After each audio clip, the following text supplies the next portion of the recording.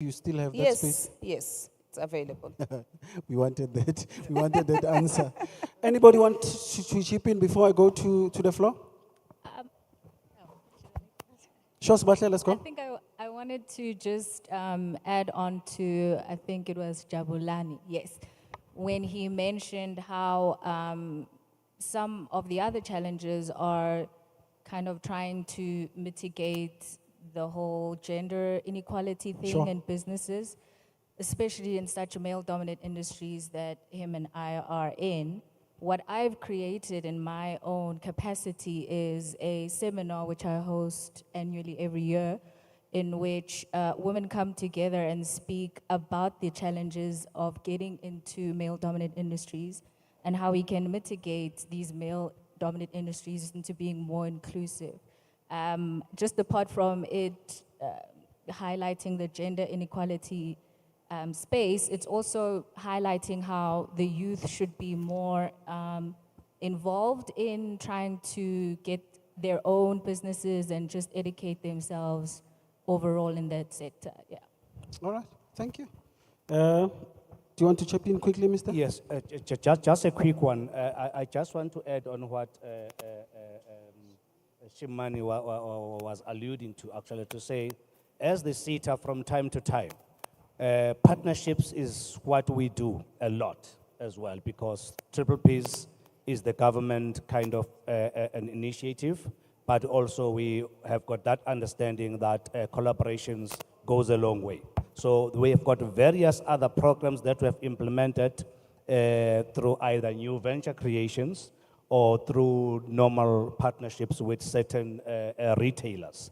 Actually, here in Sebokeng, I think it's here in Sebokeng, the very first Pick and Pay that was erected here, it was through the venture creation that we had with the Pick and Pay, which led to the owner of the Pick and Pay here having that Pick and Pay. That was way back, long time ago. And currently, there is a project that we are still running with.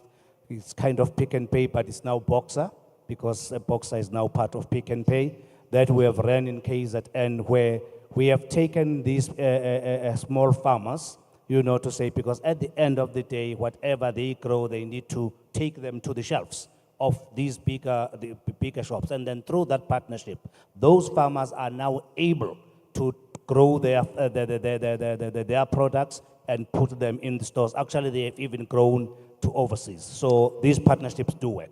Thank you so much. We go to the calls. Who do we have on line number one? Line number one. Noted. Noted. Let's start here, my brother. That's caller number one. Hi everyone.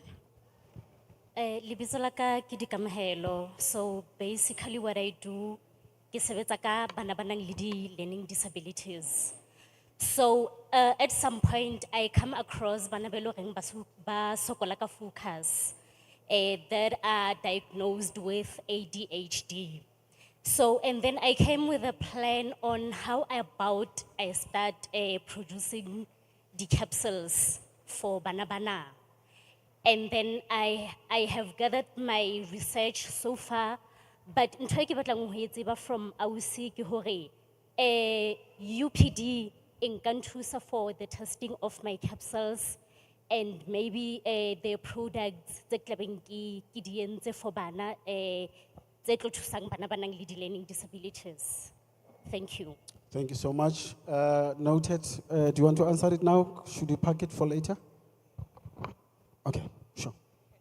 Thank you, wow, what a great initiative. So, in terms of UPD, what we sell or we buy, we enter into agreements with registered manufacturers. So, you know, for products, because like I said earlier on, we are dealing with people's lives here. Your product has to be listed, it has to go through SAFRA, and you get it listed, it has to be checked, and it had to be, whether it's scheduled, schedule 0, schedule 1, schedule 2, whatever it is. So if you have that done, and you have a tick to say it's an approved medication that we can sell, you most definitely, we can get you to our buyers, and our buyers can engage with you. Thank you. Today is a very important day for you, my sister. It's a very important day for you today. After this discussion, we're going to discuss profession in health. And we're also going to discuss mental health. So I think they are all interlinked from here, manufacturing to professions in health. And so, Skabazo, don't even go outside. Dulemo, stay. Caller number 2, you are on air. Where's my sister there? No, before we, yes, it's you, my sister. Reatla, noted, I've noted you.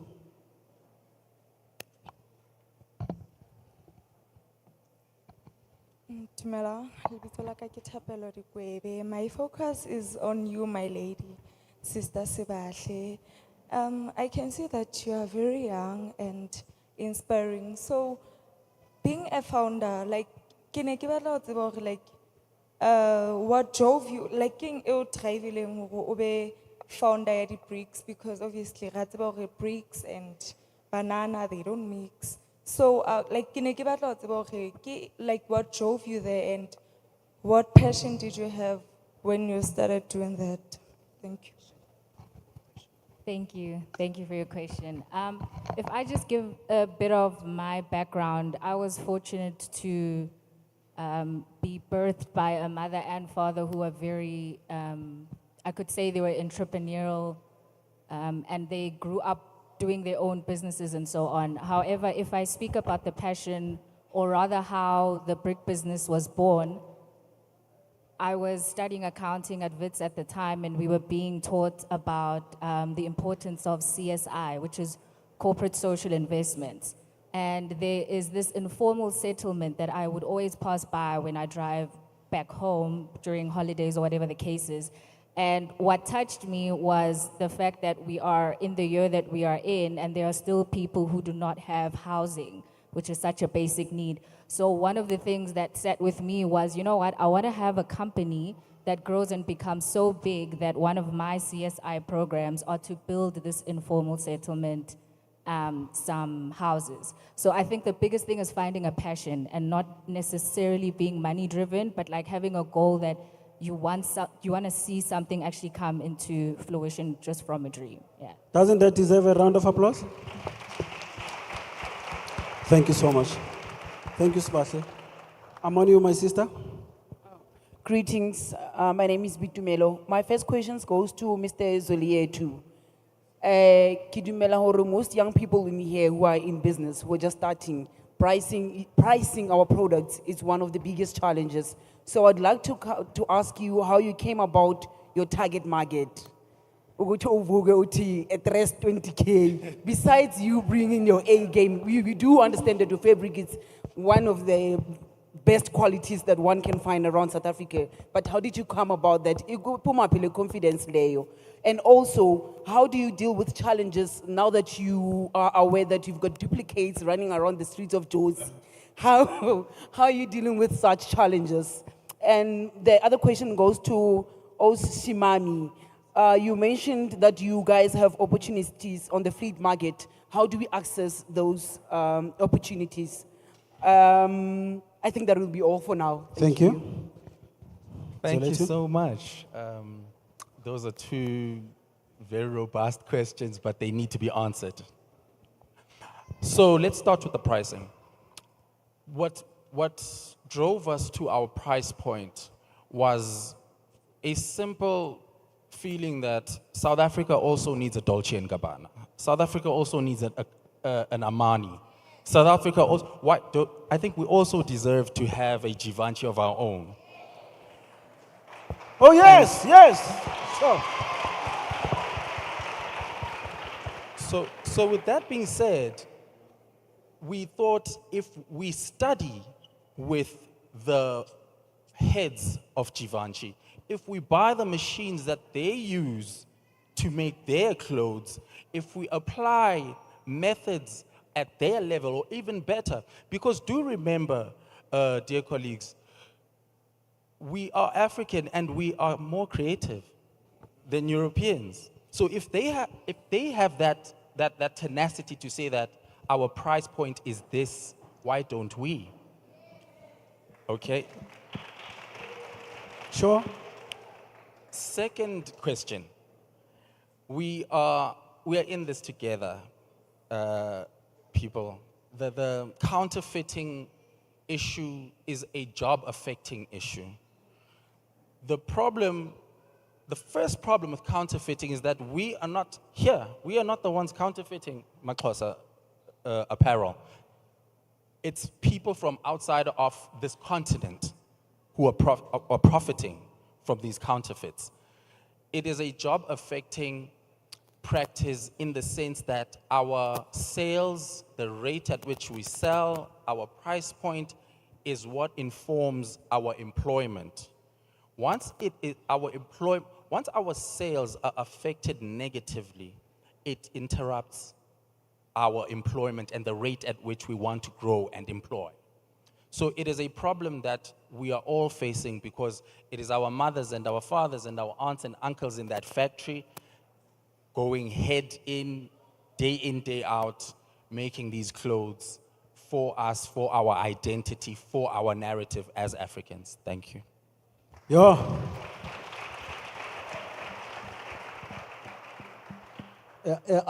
I thought I had one T-shirt until I washed it. Let's leave it there. Let's leave it there. I sound lingan. Ladies and gentlemen, let's give a huge round of applause.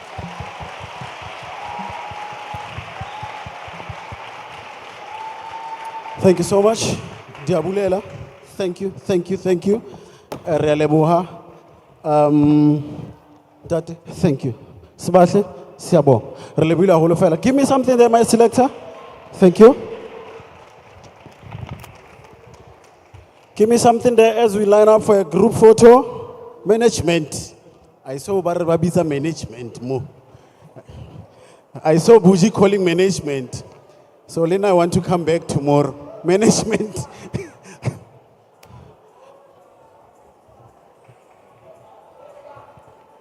Are you guys not coming? No. Oh, okay.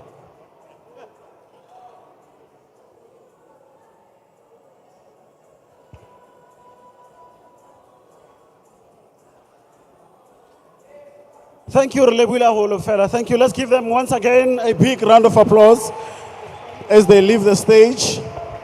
I hope and now we understand field in our retail and manufacturing. Now we're getting into another complex subject in a way. Re tlo bua ka different professions in the health sector. That is why I said this day is very important for you, my sister. Is there anything that one can do as an entrepreneur in the health sector? That's the biggest question. I don't know. But ladies and gentlemen, to help us unpack that,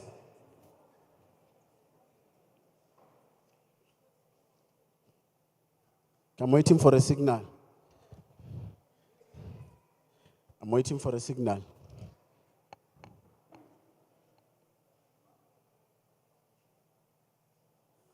Okay. But before we go to the professions in the health sector, there's one subject of importance as well that we need to touch on. Ladies and gentlemen, okay,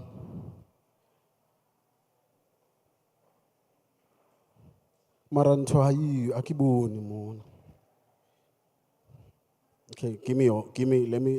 me use that.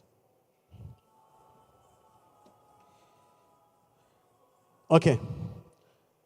Re tlo bua ka the future of mobility and future careers flowing from electrical vehicles manufacturing.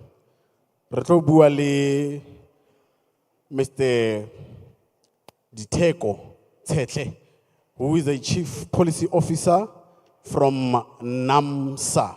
Let's give him a huge round of applause. Mr. Tsetle.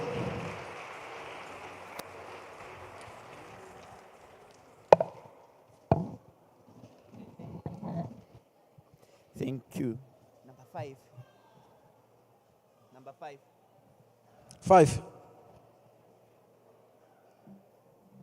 Okay, use this one. Thank you. Thank you. Thank you. I'm going to, they gave me 5 minutes. 5 minutes. Shh. Can you, I don't know who's driving my slides, but can we move into the next slide so that we facilitate the conversation? I'm going to be quite short, so I'm going to skip over certain things, but I'm going to help everyone understand the future of mobility. Effectively, help you understand the future of cars. So to understand the future of cars, I don't know who's driving my slides. Oh, there's a clicker. There's no clicker.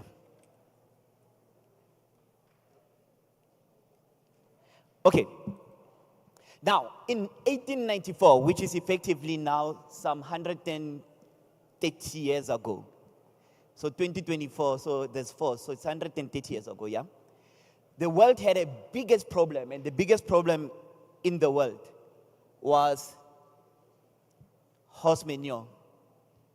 Because everyone back in 1894 was using horses.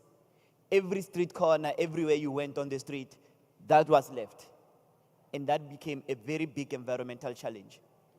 And it was because of that challenge that we ended up moving from horses to cars. Have you ever heard the story, Ahore? Back in the day, if you were poor, you were riding a horse, and if you were rich, you were driving a car. Today, when you are in Sandton, if you have a horse, you are rich. And if you drive a car, you're actually... Okay, sure. Are you still with me? So because of an environmental question, we ended up moving from this to the next slide. I wish I had a clicker. Who has a clicker? It will help me go through faster. So the same streets within a year were electrified, and we had the first cars moving through our streets. Now, times have changed, but the environment is still the same. The cars that we drive produce carbon dioxide. Some of you watch Fast and Furious, and what is that thing that we like on Fast and Furious? Nitric oxide. We call that NOS. You know, when they press the button and then nitric oxide is released into the engine and the engine goes vroom. So those particular gases, we say now they are doing the same manure thing, but to the better environment, and they're aiding to global warming. So because of that, we're now moving to a place where the cars we make and the cars that we will be driving are moving from what we know as a standard engine to newer technologies. By the way, can I give a sign for whoever has a clicker for me? So the current engine has a cylinder, internal combustion, and in that top, your cylinders generate your power, and as they go fast, your car generates electricity, and that electric energy makes your rear axle to move fast, and that's how you achieve speed. I'm currently driving a car called a hybrid, which is the next slide. And in my car, I don't need my engine to send power to my wheels. In my car, I've got this battery, the one that is in orange. And that battery automatically gets power from the battery to my wheels. So for that reason, even if you can come with your V12, what is the fastest V12 you can think about? 325 IS, Gushesh. It will take you almost 8 seconds to hit 100 kilometers per hour. With my battery that close to my wheels, it will take me about 5 seconds. Because already my car already has a battery, so my car is already on high voltage. So for me to hit power, I'm going to get there faster than you'll ever be able to do with a V12. Even with the V6. I mean, the cars now are at V6 and V8. Anyway, so the next other one. So a hybrid has an extra battery pack, and this extra battery pack does not mean you don't need fuel. You still need fuel. So in my car, I still put fuel. But for instance, I stay in Pretoria. I was here on Monday. And when I went back home, just for an experiment, I put in 100 rand worth of petrol. It came to about 4 liters. And I drove from here to Pretoria with 4 liters. That's 150 kilometers. Because my car does not only depend on petrol to move, it also depends on that battery pack. And that's the future of mobility. The next slide, this is called a plug-in hybrid. We make about 4 of these in South Africa. So in South Africa, we manufacture the C-Class, exclusively all the C-Class that are plug-in hybrids. So it means for me to refill the battery, I can plug it on the wall. But if I'm not anywhere close to the wall, I can still put petrol to make it move. So this one has both a petrol engine and it also has a battery pack, and the battery pack is quite big. So I can charge it. So C-Class has one, X3 has one. Now the Ford Ranger is going to have another one. These are called plug-in hybrids. Okay? Again, high voltage cars. I'll show you something about high voltage cars. The next slide, this is called a battery electric vehicle. And if you could see, that whole yellow now is the whole under part ya koloi. So this car totally depends on that battery pack to move. It does not use petrol. This is what a Tesla looks like. So if you've heard of the Tesla Model T or the Tesla truck, Model 8 or Model T, whatever you like, you know Tesla, must ne? Now, if I had an Aston Martin V8 and I'm racing, now the V8 Aston Martin is the fastest car, petrol car. It reaches 100 kilometers per hour in about 6 seconds or less. In fact, I think it does it at around 4 seconds. The Tesla Model 8 does it in 1 second. And I'll tell you why. Because once the car starts having a battery that big, it stops being a car and effectively it becomes a computer. You can tell it what speed you want it to go by. You can tell it what to do at what point. And I don't need petrol to get this car to move. So how much do you think my full tank is going to cost me?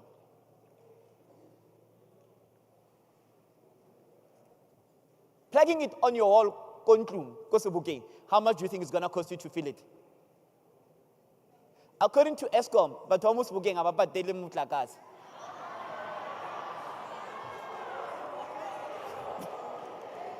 I said, like ESCOM.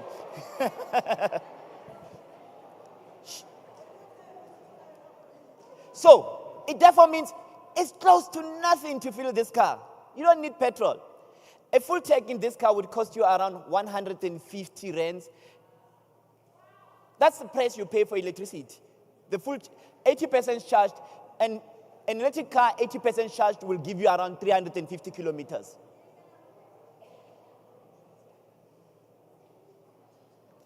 The cheapest one that's available is done by GWM. Currently, the cheapest one, unfortunately, it's expensive. It's at around 690,000. But have you guys ever seen the BMW XM? Have you seen it? 100% electric, the biggest 4x4 in the world. But we've got a lot of them in the roads. Currently, people that own these cars, most South Africa, they are just approaching 5,000. So we do have them on the roads. But the 3 models, all of them, if you've seen them there, you've got about 80,000 of them on the roads currently. But let me tell you what this means. Because 15 years from now, diesel engines, petrol engines will no longer be available. And these will be the cars. So because of that, there's new careers that are emerging that you now need to form part of. One, because we're now going to be making batteries, the mayor was here on Monday, and the mayor said, you've got an SEZ that's coming up that they are putting up as a plant. And that SEZ is going to have vanadium processing. It's precisely because vanadium is an important component to go into that battery. You're doing a battery just for this car. So it's going to create thousands of jobs for our mining minerals. So you should actually be on the lookout for these opportunities. So if you see, but before we move from this, because this is also important. Number 2, if this car catches fire, and because it uses this highly charged up electric circuits, what happens when you mix water with electricity? It doesn't choke you, it kills you. That's different. What that means is that when this car catches fire, and you come with water, you're going to create a bigger incident. So it therefore means if you are already in the first responding space, whether you're studying to be a first respondent, and we're going to talk about professions in health, already those people need to learn about how to respond to a vehicle like this when it's in an accident. Already they need to learn as police officers what to do when such a vehicle is in accidents. Now, let me tell you how many minutes it took my car to go through service. I waited for it. My car went in for service and it came out, and it was exactly 25 minutes. Because all they do is put it on a computer and it will tell them what's wrong. They fix it and they take it out. That's the service. So, people that are going to be our mechanic in the future, people that are going to service these cars, need to be technicians. So you need to understand high voltage, and you need to understand electricity, and you need to understand electronics. So, there's a lady on Monday that asked a question, how are we going to give us opportunities to program for these cars? That's what's going to have to do. Any person can buy this car, go to a programmer, they program it, and they tell it how fast to go. Remember I told you it can reach 100 kilometers in 1 minute. If you want to program it to do it in 30 seconds, you're going to need someone to do it. But what that means is that it can also be hacked. So we're going to need someone else to stop it from being hacked. So there's going to be a lot of new complexities that come with these new technologies. So if you are in school right now, and there's no robotics at your school, ask them to consider putting it, because that's where we're moving. Make sense? So this is the technology of the future. This is the future car.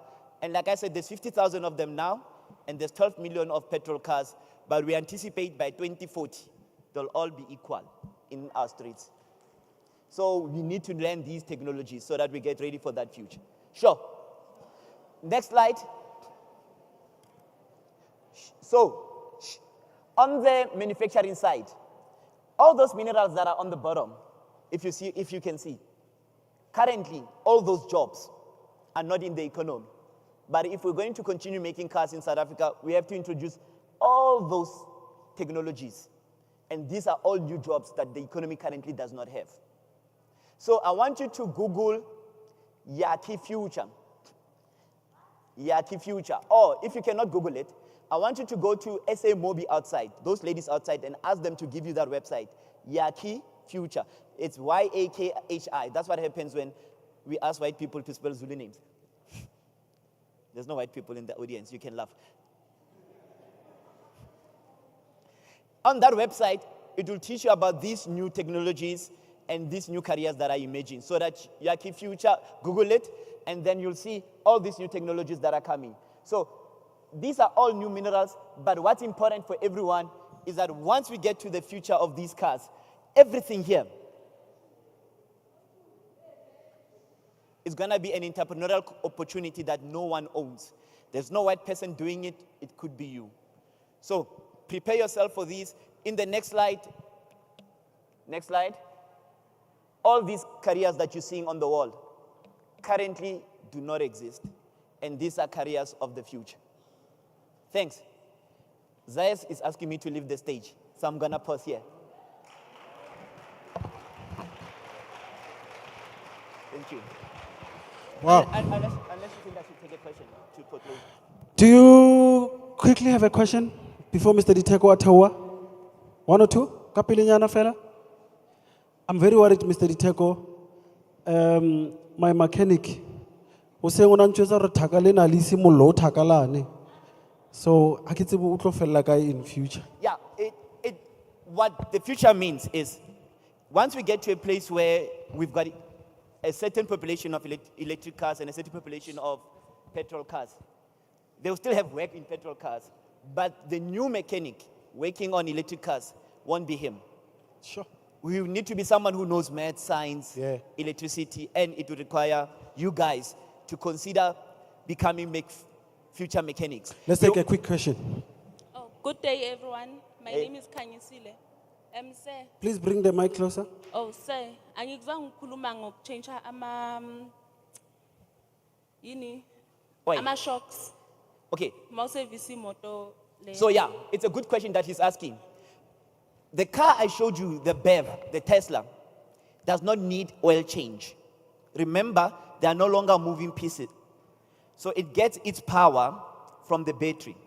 So oils, filters, those things, we're gonna need a lot less of them, and you don't need to change spark plugs.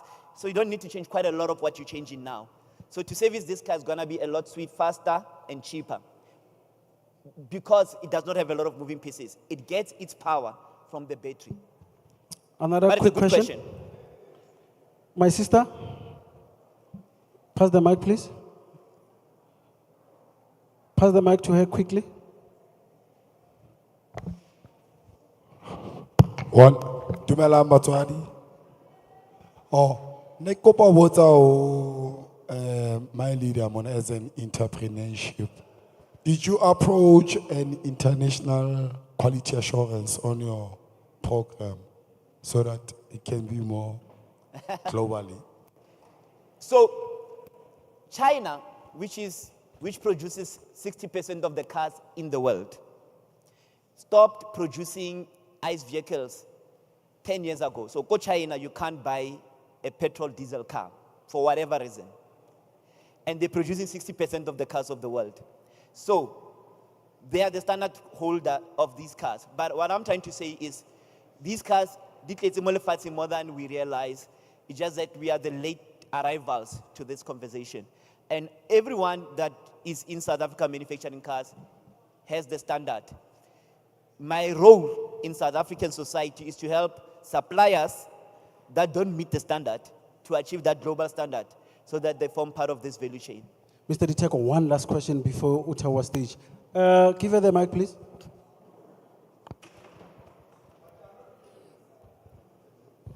Afternoon. My question is, if you service the car, are you servicing the car as whole or are you servicing the batteries? And how long do the batteries last? This is a very beautiful question, and I'm happy Thank you're you. asking it. So, one of the biggest future opportunities. So, what happens is car petrol, you put your petrol in the car, it goes through the engine, it burns, and it goes up in the sky, and you don't remember what happened to the petrol. With the battery, you get up to 10 years of life to 20 years, but every mineral that's in the battery, you can recycle it and bring it back in another battery. So, one of the biggest companies, Tesla, buys their batteries from Panasonic, and Panasonic has a whole afterlife, battery second life division where they take the battery, they reproduce it again, put it back in a Tesla. So then your battery keeps coming back. Yes, that's a good question. Every car will need to change a battery, and that's another investment 10 years down the life of a car. But if you are a first-time owner, you don't have to worry about it. First-time owners own a car for 5 years. And so it's a different conversation.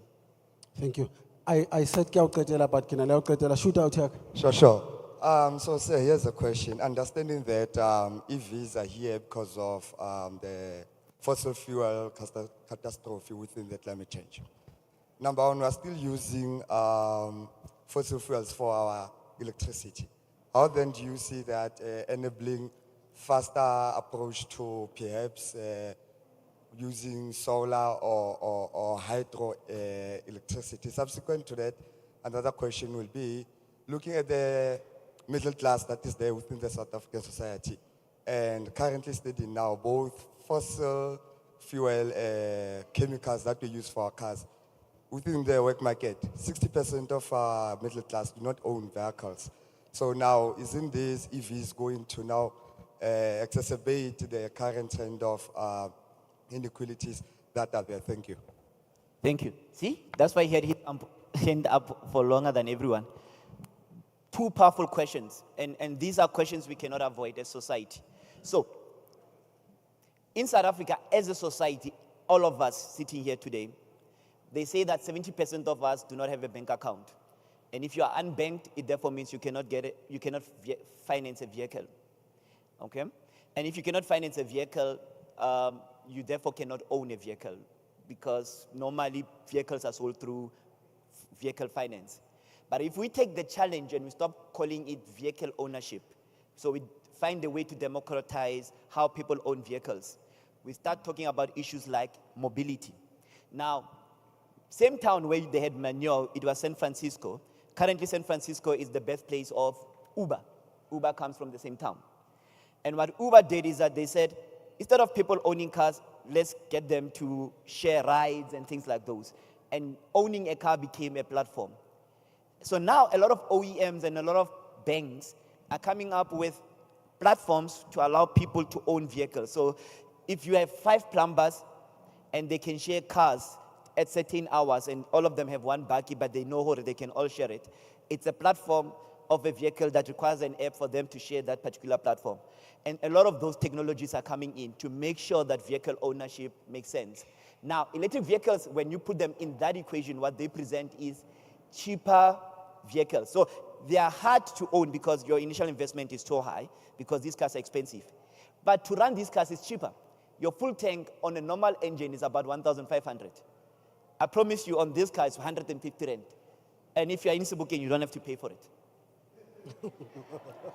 So your full tank is free. So it's cheaper mobility. And your shared computer of how people drive it and share it, you can computerize it so that everybody knows how to come into the car, take it, it's their turn, where to find it, and so forth. And these are type of new things that we are now thinking around with these cars, because it's effectively a cell phone that's a car. And then we can have softwares interacting with it on who gets it, when to share it. And it could change that picture. However, where you are right, if I'm going to use coal to charge this car, it's pointless. I should use alternative energy to charge it. The question is, at what point do we get, and this is the beauty of load shedding. What load shedding helps South Africa to achieve, even if it was not something they intended to achieve, is that it forced a lot of people to invest in solar and then reduce the load from Eskom. So reduce what we demand from Eskom so that Eskom then can reach its sustainable levels of supply. And that means we need to get those guys that are off-grid to be almost our early adopters until we figure out ways to put up this new energy, new solar and wind charging stations across our highways. But in time, it's pointless to drive an electric car using Eskom power. So I agree with you, it's something we need to look into.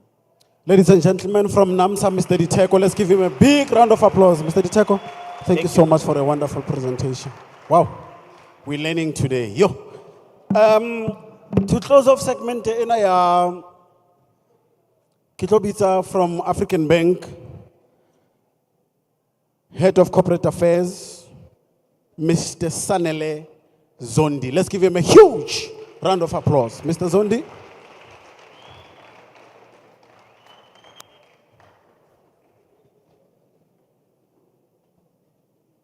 Sanbonani, Ninjani, Siapila Nati, Igama Usanele, Wagwa Zondi. I'm the head of corporate affairs at African Bank. Coming to the platform to speak after such a powerful, a really powerful presentation, my brother. Really powerful, really giving us ideas, to ponder on, to think about the future of mobility. How do we envision mobility? Not even 5 years from now, even now, right now, it's already happening across the world, as you are correctly saying, in San Francisco, in Europe. The issue of mobility is to use today's language, is insane.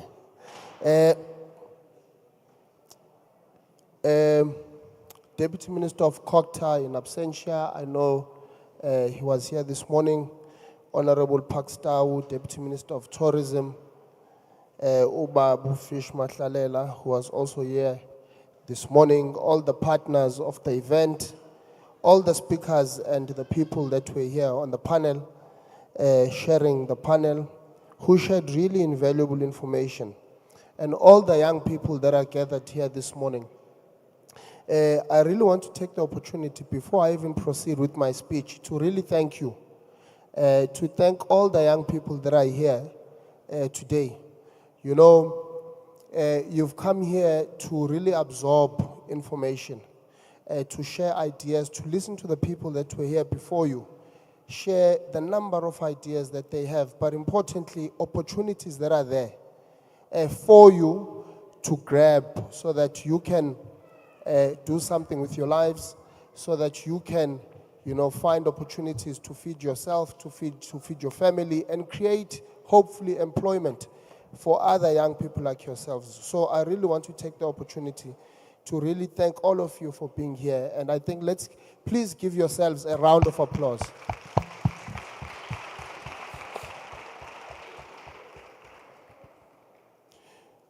So the two most important points made today, which I think are a call to action for you, young people, are the following. What do I do with the money I get?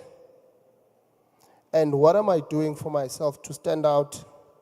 And in terms of entrepreneurship specifically, there are business opportunities which young people perceive to be unsexy, or businesses that you think are undesirable. And that it then leads to the pertinent question, which is, are you going to be audacious to take advantage of the opportunities instead of seeking what everyone else is doing because it looks nice? And all of these things, ladies and gentlemen, young people, speak to your mindset. Your mindset about money, business, and about yourself. And what this also means is that you must be audacious. And I know this because this very bank, African Bank, was in fact started by audacious people. I know many of you may not know. African Bank was founded by Dr. Sam Matswanyane, the late Richard Maponya, and many others. And they came from the township, just like yourselves. And they founded this bank, which is now headquartered in Midrand, which employs many people, including myself. The bank which provides opportunities for many people to buy houses, opportunities for people to start businesses so that they can, start businesses to sustain their own lives and also to create employment and sustain the lives of people that are around them. So the bank, being African Bank, its founders were in fact quite audacious, which is what I think is your call today, to really take those opportunities that make you audacious, and those opportunities that other people may see them as opportunities which are unsexy, but grab them and be audacious and grab them. They founded this bank, African Bank, to help people in rural and township economies to get access to financial products. Importantly, this bank was to help people who wanted to start businesses to be able to get loans that would enable them to start their own businesses. So essentially what we are saying as African Bank is, we are a bank which was founded to bank the unbanked. The speaker that was speaking here before us, in fact, if I remember, if I can quote you verbatim, you said some study indicates that about 70% of people in the country are unbanked. And now, the danger with being unbanked is that you are not banking your money. Therefore, it's going to be difficult for you to get a loan, to raise a loan to buy a house. It's going to be very difficult for you to buy a car. It's going to be very difficult for you to raise even seed capital. Seed capital is the money that you need to start a business. Why? Because there's no track record of you transacting anywhere. So that's why having a bank account is very important. And that's why we as African Bank, in fact, we are proud, number one, of our heritage, that we are founded by people from the township like ourselves, like you, and whose sole mission at the time was to bank the unbanked. So we are very pro-businesses as a bank. So much so that we've given ourselves an audacious target of banking 100,000 SMMEs as part of our Accelerate 25 strategy. So we want to bank 100,000 SMMEs. And that's how serious we are about, supporting small businesses. So we are,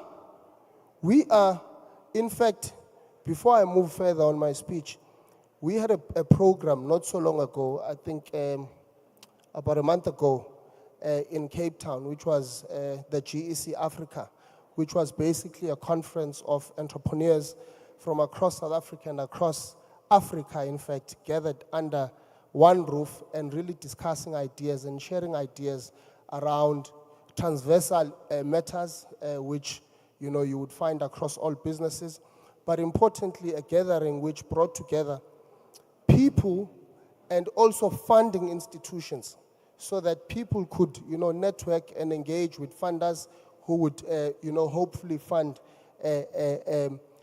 their businesses. We also run, as part of Accelerate 25 of banking 100,000 SMMEs, we also have a partnership with a partner called 22 on Sloan in Bryanston, where we incubate businesses founded by people like yourselves, where we take you through a capacity building program over a period of 12 months, where we give you skills, where we train you on things that may seem mundane to you, such as writing, for an example, a business proposal. So we provide that kind of non-financial support, but we also provide financial support. And I say this because I really want to encourage you, right? Because I'm sure some of you are thinking about starting businesses. And I want to say, do start those businesses. And when you start them, come to us as African Bank, because we are the bank that wants to bank you.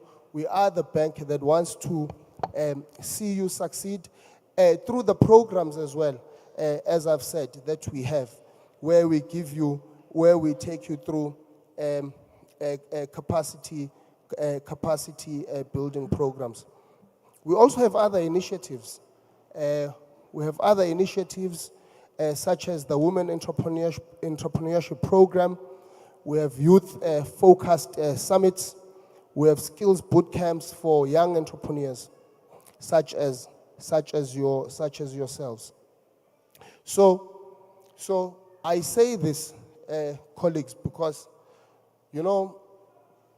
my colleague Elizabeth and I were having a conversation before coming into the hall, and we're saying we're obviously very excited that so many young people came out and are here to listen to people, but also saddened in a way, in that you have so many young people on a Wednesday morning, right, who are here. And so I don't know how to put this. We're excited because at least they are here to listen to people, to listen to the opportunities that we are presenting, to listen to the people that we hear who are presenting to them. But it's also a stark reminder. It's a stark reminder that there's huge unemployment in the country. There's huge unemployment in the country. And the way to alleviate the levels of unemployment that we see and the poverty that we see in our townships, in fact, across the country, is through entrepreneurship, through starting businesses. We have to we need to get to a mindset where we start businesses. And however small the business may be, but for as long as that business can put food on the table and you can scale it means you can grow it and get to a point where you in turn become an employer.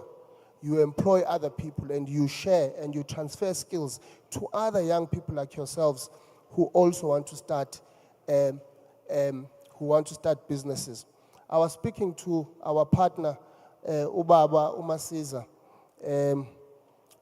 in one of the rooms there.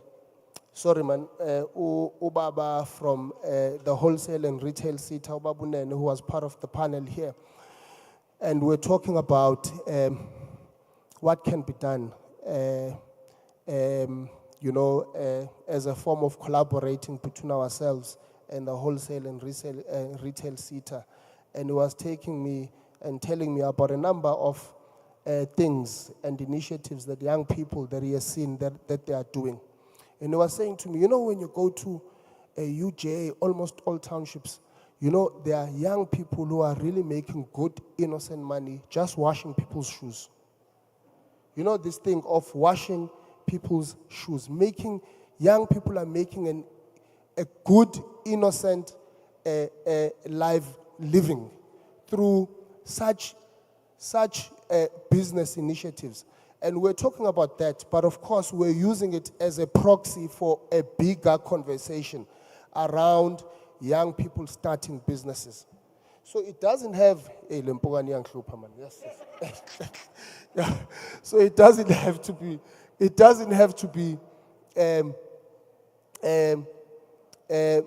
what one would deem a sexy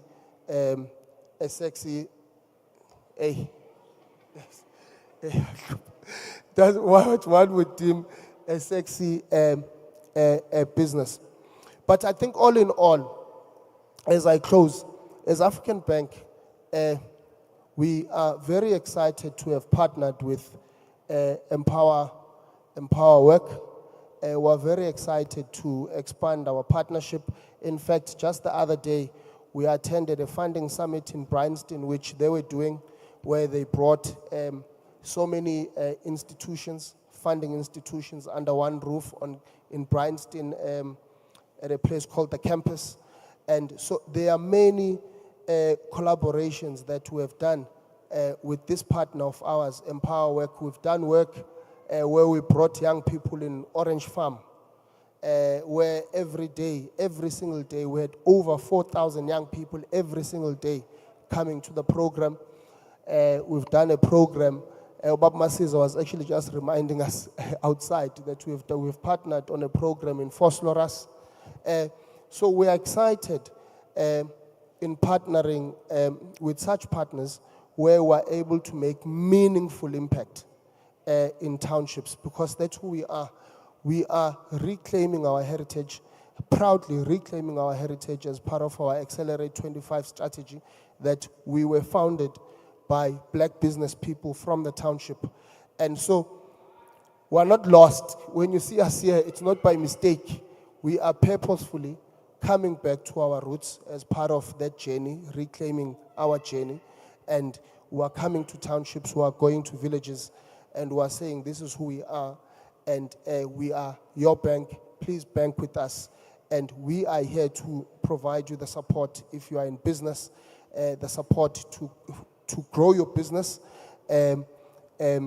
over time, to scale it.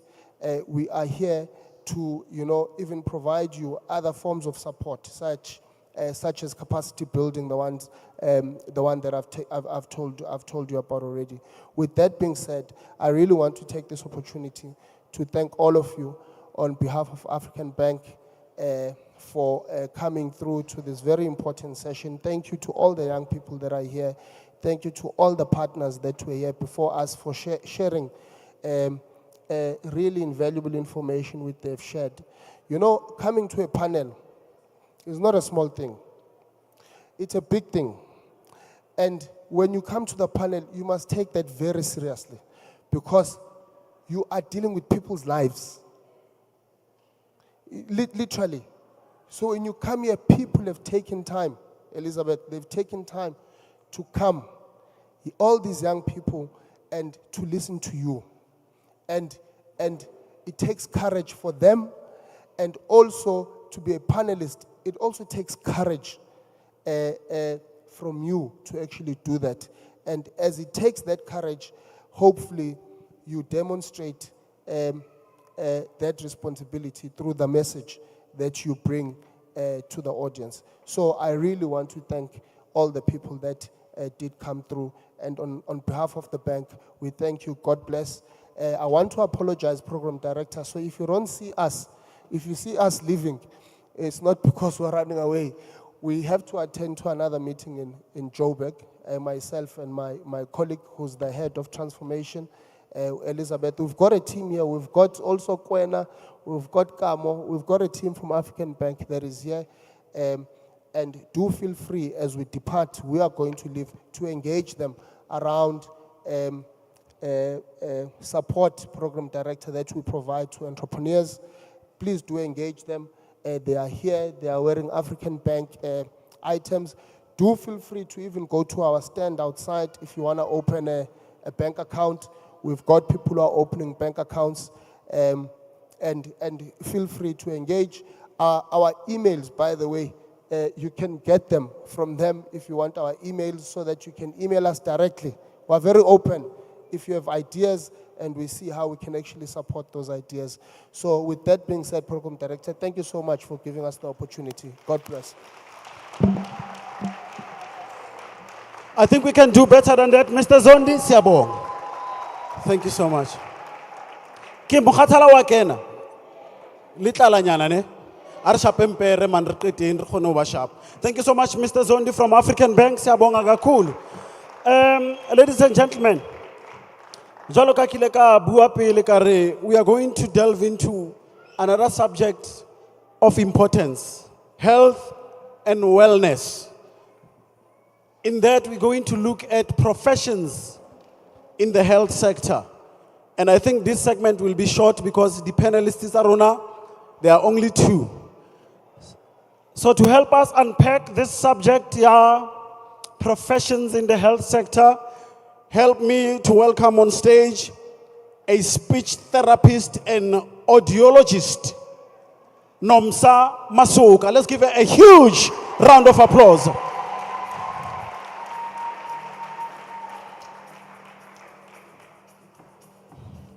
Welcome, Memasuka.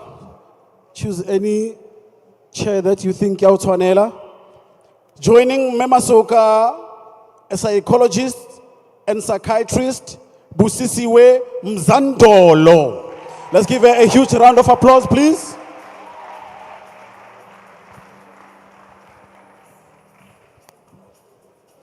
Welcome, Busi. Grab mics. Thank you. Almost said ladies and gentlemen, welcome, but ladies, welcome.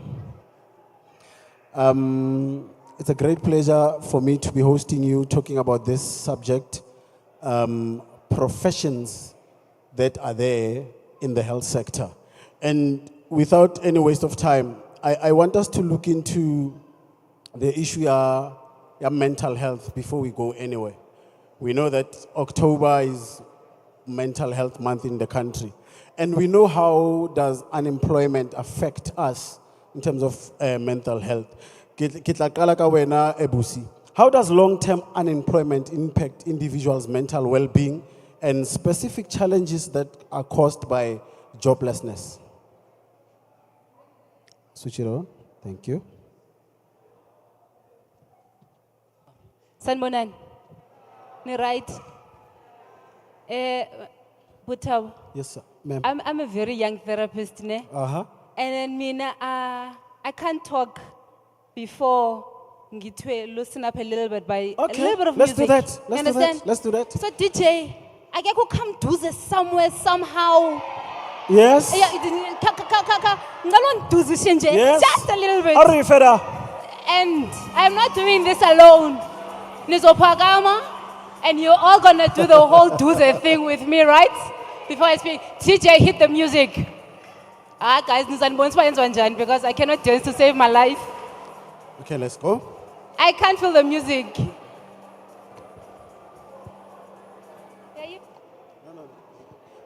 Is it still coming? Me, I can't talk without music.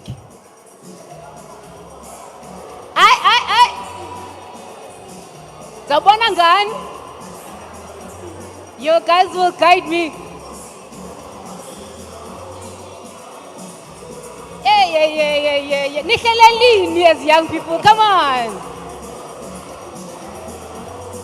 Ibi, tell me to start.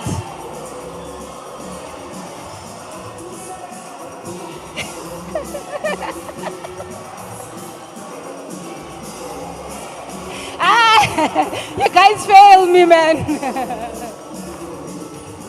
Thank you, DJ. Thank you. Sure.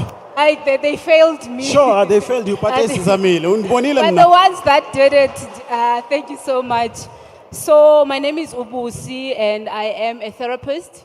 They call me e-therapist Yama 2K. So I stand for AMA 2Ks and those that do not have a voice, because I know that when you speak to your mothers and your fathers, they don't hear you, but when you speak to me, obviously I'm gonna hear you, right? So now we're speaking about youth unemployment, mental health, and all of that. And I believe that Songe, we are sitting here. Let's capture again. Let's come back to me. So we are all sitting here because of unemployment. We are all sitting here because of situations that has led us to be here. How many of us are graduates sitting on graduates? There's graduates, right? How many of us have businesses sitting right here? Entrepreneurs. How many of us are artists that can sing? How many of us are writers, readers, actors? How many of us are into sports, running and everything? So those are things that we create for ourselves in order for us to be employed, but are we recognized? Are we known?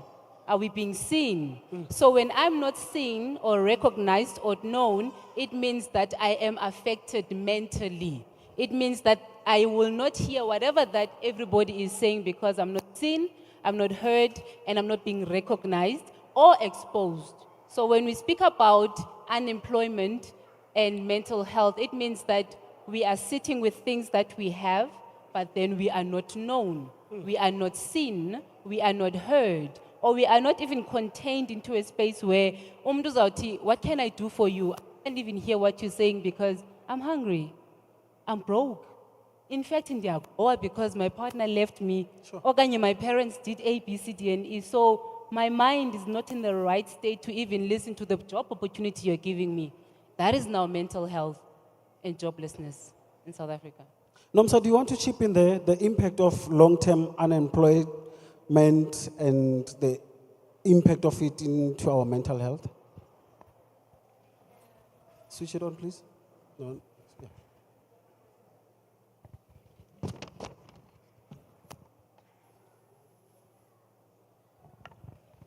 Can you hear me? Hi. Okay.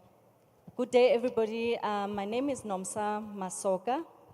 I'm a speech therapist and audiologist by profession, and I'm also a mother to a son who has mental health issues. My son was diagnosed with autism, so he's 20 and is autistic.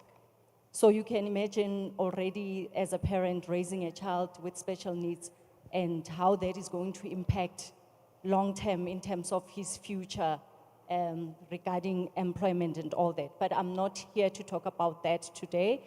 I'm also a founder of an organization called Mothers of Children with Autism, just to support my son.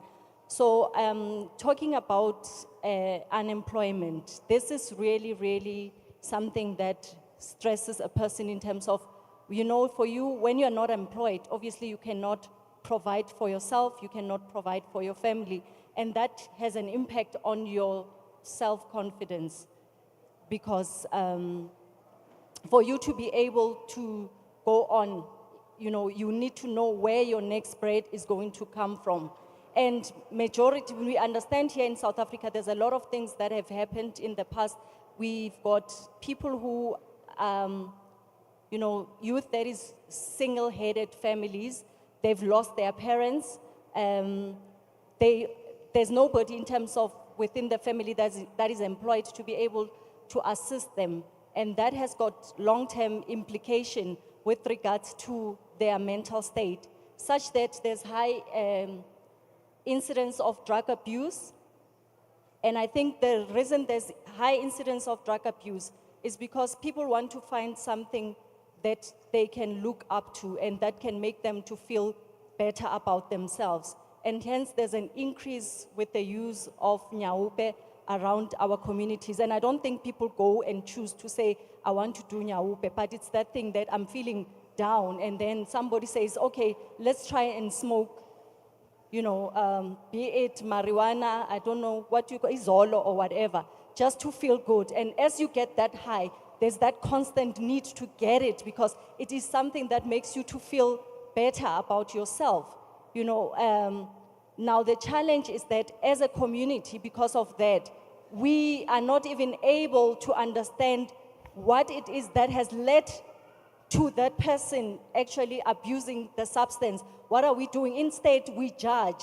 Instead of saying how best can we as a community come together and assist those that have gone to that point of using drugs. And again, it's because also the lack of education within our education system. Our education system should be able to empower us with the tools to say, when we are done, what it is that you as a person would be able to do for yourself, regardless of your qualification. So there's skills, there's talent, and there's knowledge. Knowledge is what you go to school to study. You go to university to get a degree. But at the end of the day, if your degree is not working for you, then you must have a plan B. You know, and I believe you could see there's many people. I'll make an example. Usomizi, he can sing. He's good in fashion, he's good in, so we need to look into many other things that can sustain us regardless of just looking at our profession only.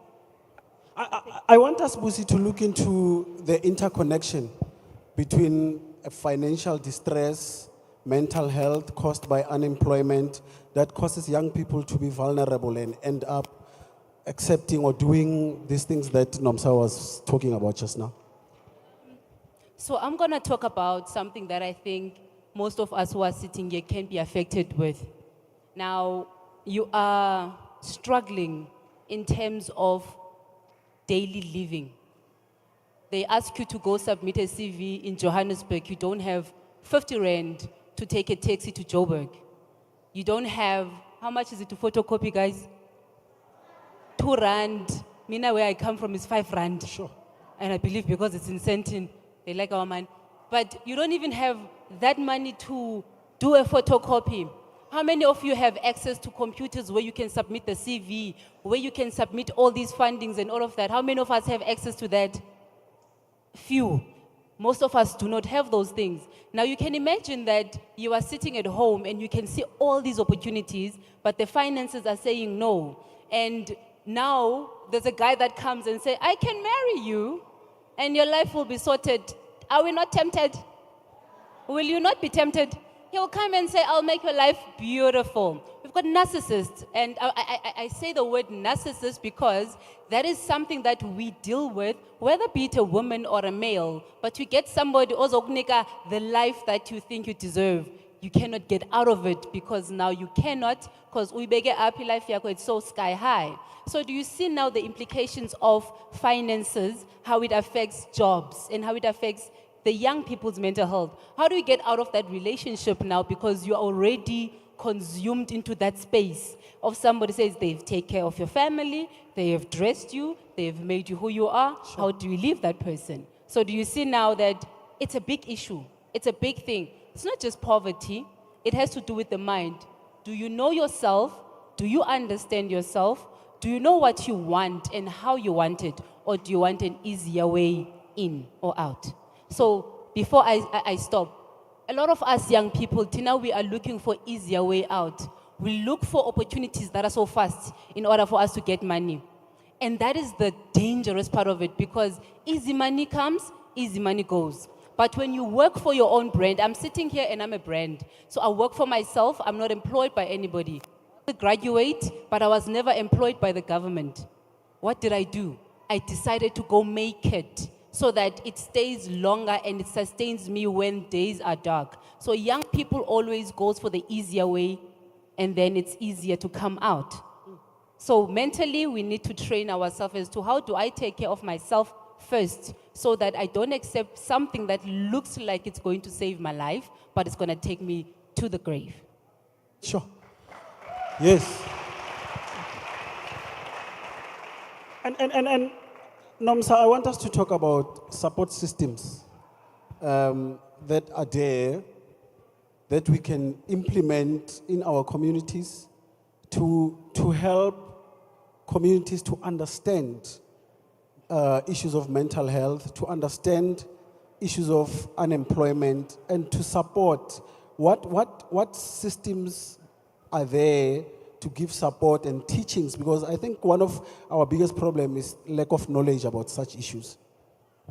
Okay, the challenge as well that we have in South Africa is that even our churches, it's starting also with our church, because we go to church, we tithe, but is the church also creating opportunities?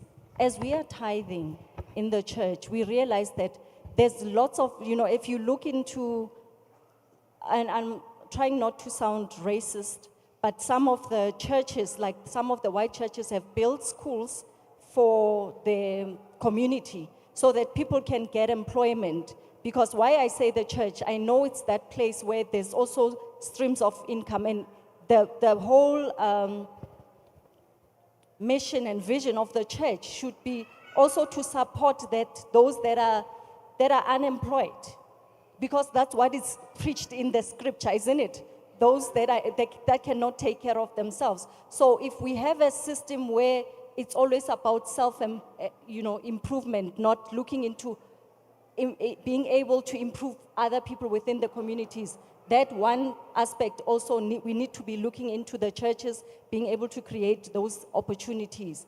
And also the other thing that we are lacking is we don't have swimming pools, we don't have infrastructure, a lot of infrastructure with regards to sports in our townships. And if we get such support systems from the government to create swimming pools so that most of the people can learn to swim, do we have hockey, do we have that type of, facilities? So the support system is your education sector. So I don't want to go and ask for things that are not there, but starting from government, those sectors, I said church, the education system. The education system should also provide as many opportunities, especially in the townships. You go to white schools, there are swimming pools, there's many other things. So if you are given a lot of opportunities, you know that you're not limited when it comes to choices with regards to what it is that you're gonna get benefit for yourself. Maybe you didn't even realize you are good in violin. But because you were never exposed to such opportunities. So we also need exposure into those things that we've always thought these are for white people. We need the violins, we need the guitarist, we need, how many people can play an instrument? How many people here can play an instrument? How many people can play a guitar? Quite a few people can play instruments. And if you can be a musician who can play instruments, that opens up a lot of opportunities for you. And those things should be within the education system where you learn at least, an instrument at least to give you that opportunity. What's the other support structure within, government that we can think of? Okay, we talked government, we talked church, we talked education.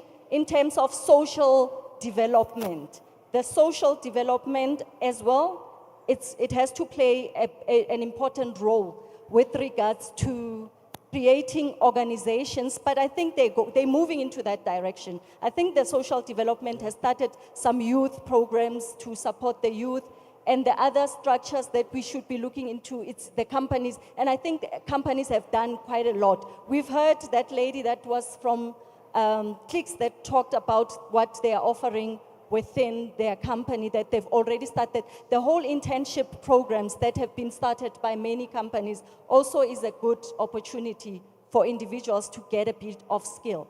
I think that was basically what... I think well said, Nomsa. Let's give a round of applause, ladies and gentlemen. In so much that Nomsa has said, Busi, over and over she mentioned the government. I don't know, Huri, in what ways do you think policymakers and employers can implement strategies that could mitigate the joblessness in the country, issues of mental health? In what way can the government, Guys, I'm an opportunist. Very much so of an opportunist. As much as I'm a therapist, I'm sensing noise somewhere. Can we have one session, please? Because there are other people who are taking this very serious. Thank you. And it's a very important topic because umntana right now can be famous and then they don't know what to do with that fame because they don't understand their mental health. So I'm an opportunist, and when I say that, I enter spaces and I dominate. Did you get that? Sure. What did I say? You enter spaces and you dominate. Funeka ube ngathi uyi-beetroot. You understand? What beetroot, moifake rice in yenzani, it changes the whole food red. That is how you're supposed to be as an individual first, before the government comes in. Because the government can come in and bring all the programs that they've said, but if you cannot enter a space and dominate, then that is useless. So I'm gonna teach you guys something that's called cognitive behavioral theory. The way you think affects the way you behave, and the way you behave affects the way you act. So if your thinking is negative, your behavior is negative, and your actions are negative, is it a lie? No. Is it not the case? If you think negative, utamani repeat it, the way you think affects the way you behave and affects the way you act. If you think negative, you're going to behave negatively and your actions are going to be negative. So you need to change the way you think about yourself first. Now, as an opportunist, I work with an organization that we've built up something in Eastern Cape that's called creative leagues. You know, like your PSL leagues, soccer leagues and everything. So what we do with those leagues, we bring creatives into the space. Where if you're an actor, if you are a singer, if you're a dancer, if you're anything, in that space there's therapists, in that space there's your producers. Imagine when you get something big and you do not have a lawyer. Imagine when you get something big and you do not have a therapist. The reason internationals are working so well is because they groom a child from a young age and they look at the child's growth from soccer and then they produce a big brand that we see. Mercy didn't become Mercy by day one. He was groomed at the age of 12. And that's exactly what the government needs to do. They need to partner with organizations such as the one that I'm mentioning now to say, let us groom our young people from a very young age to see the potential so that they can get to where they want to go. But then if you're not in the right space, you're going to get that information and you're not going to do anything with it. They would say if there's problems in your household, we'll help you, but take you out of that environment so that we build you to become the brand that you want to be.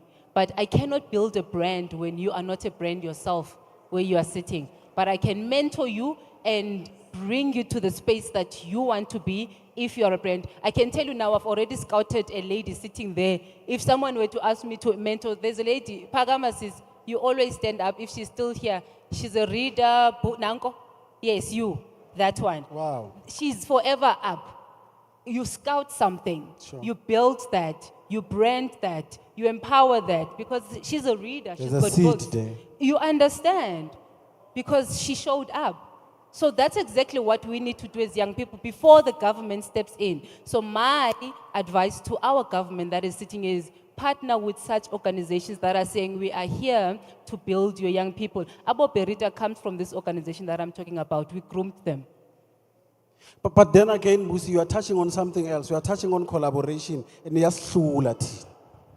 it's something that we can't master, issue of collaboration. I can't work with Buji. I'm a radio presenter, Buji is an artist or a lawyer. I don't want to work with Buji. That's how we are. That's how we... The question needs to come from, what is it that you want from Buji? 2017, I worked with Buji. He doesn't know me today.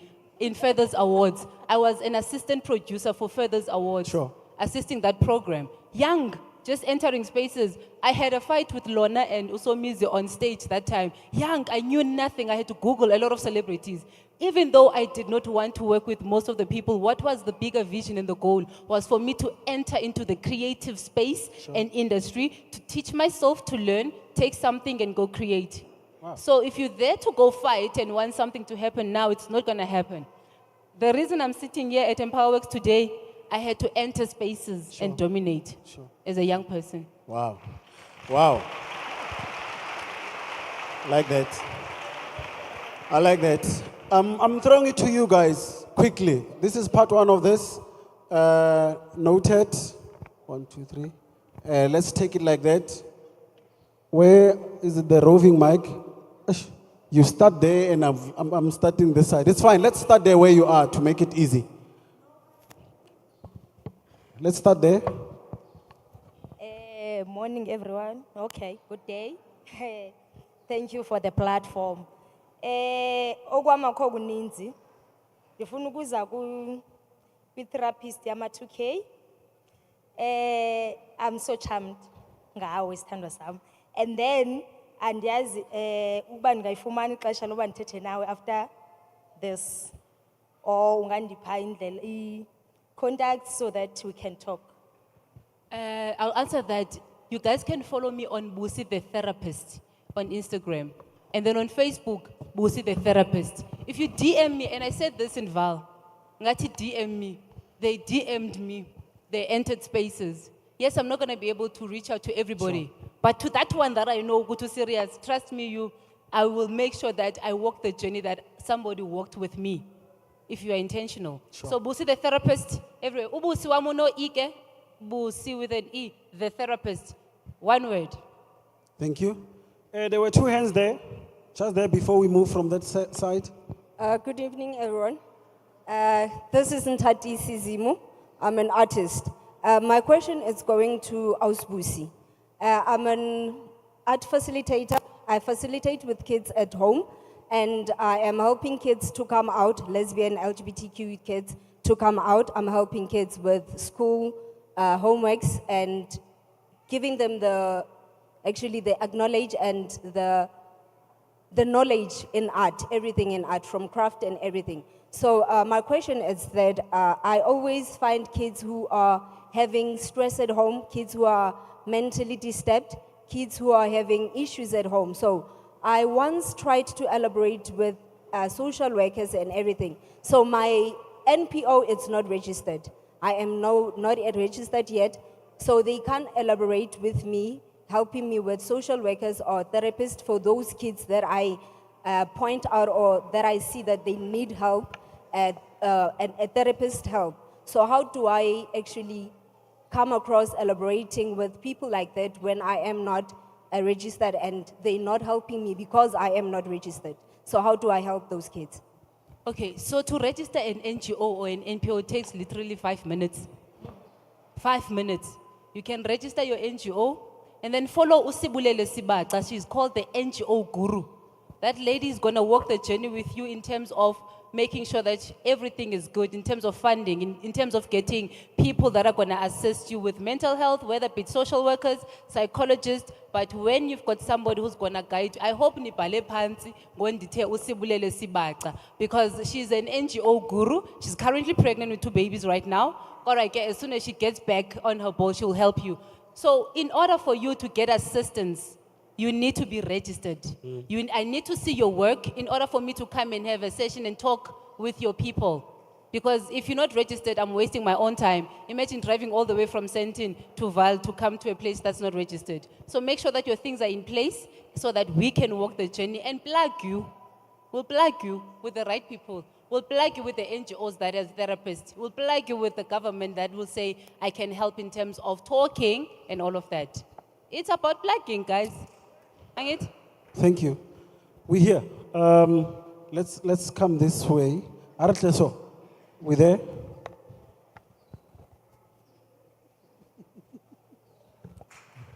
Dumelang.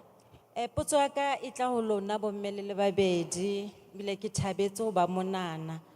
Na ke volunteera to a certain center for 5 years. Center e ke leng ho yona re sebetsa ka bana ba CP le bana ba mentally retarded. So ko re ke na le passion le vision le mission ke batla ho bula my own, because ke na le lerato la bana bao ba special and ak batle next ka bona, so ne ke kopa thuso ho lona rona nka starta kae? Namsa?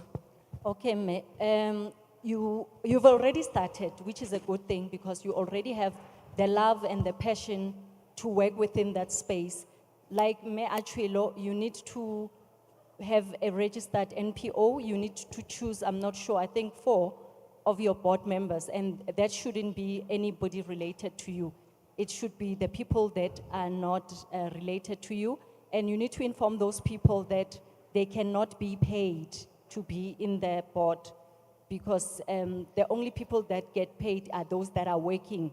So even yourself, so how kgone ho gola, so you need to be working more as a director than a chairperson. But Jacoba, now I think when we are done, it's fine. You can speak to me after this session. I'm giving you that permission, and I'll get you somebody who will assist you with regards to that. Thank you. Okay. Next, Honambu, my brother. Dumela. Sisibusi, nakubadla zami to one actually it's quite bothersome. Ntho e ke elelletsweng, okay, ha re tlohelle rona mona ne. Re sheba bana ba banyane. Ntho e ke elelletsweng gore bongata ba bona ba tla ba hola. Ha bana direction ne. So now in terms of creative league, right? Ke batla ho tseba hore ntho e jwalo nka e tlisa jwang ka mona, cause now it's been some time ke zama ho etsa something of that magnitude. Thank you. So you want to help the younger kids, sort of mentorship, sort of like life coaching and all of that. For the next leaders, you want to build the next leaders. Ke batla ho ba kopanya le di-industry leaders. Let's say bana ba bona the advert on TV, ha ba tsebe hore you need to be like a copywriter and a director. So nna ntho e ke batlang ho etsa ke hore ke batla ho tlisa di industry leaders, ke ba kopanya le bana ba banyane, and then maybe I get All right. thought. So I think with the program Benteta Ngayo, we're still marketing it to the government of this area because it's happening in the Eastern Cape. Because with the leagues, we want people like him to say, I've got talent. What can we do with the talent? We've got studios in Alex, we've got studios in Bram. So we need those talents to showcase them. So the only way, please connect with me so that when the program does happen here in Val, it's a beautiful program, guys. But if it just needs a little bit of push with the government of this side and the municipality of this side to say, you guys are not alone, we're going to hold your hand to push it. So when that happens, please connect with me so that I connect you with us. When that happens, Buti, let your kids come in, let them be, exposed. That's all that you want. Thank you. Well done, my brother. I like the thought. Let's go, my sister. I have a question for both of you. But firstly, I'd like to say we appreciate the work you do with autistic children. That's good work. And then my first question is, how do we get people, especially in the Black community, to be more aware and involved in addressing and eradicating mental decline in our community? And then the second one is with regards to autism and schizophrenia. Why is it that it takes a long period of time before these illnesses are identified, especially in children? And ADHD as well. Why is it that testing only happens at a certain age? For example, a lot of children, they wait for school reports and school assessments before they can actually sit down with a child and assess their behavior. Whereas as a parent, you can identify that this is not a naughty child, they are struggling with concentration. Why is it that government or the mental board takes or waits until a child is a certain age, maybe 9 or 8, before they assess that child and start helping that child?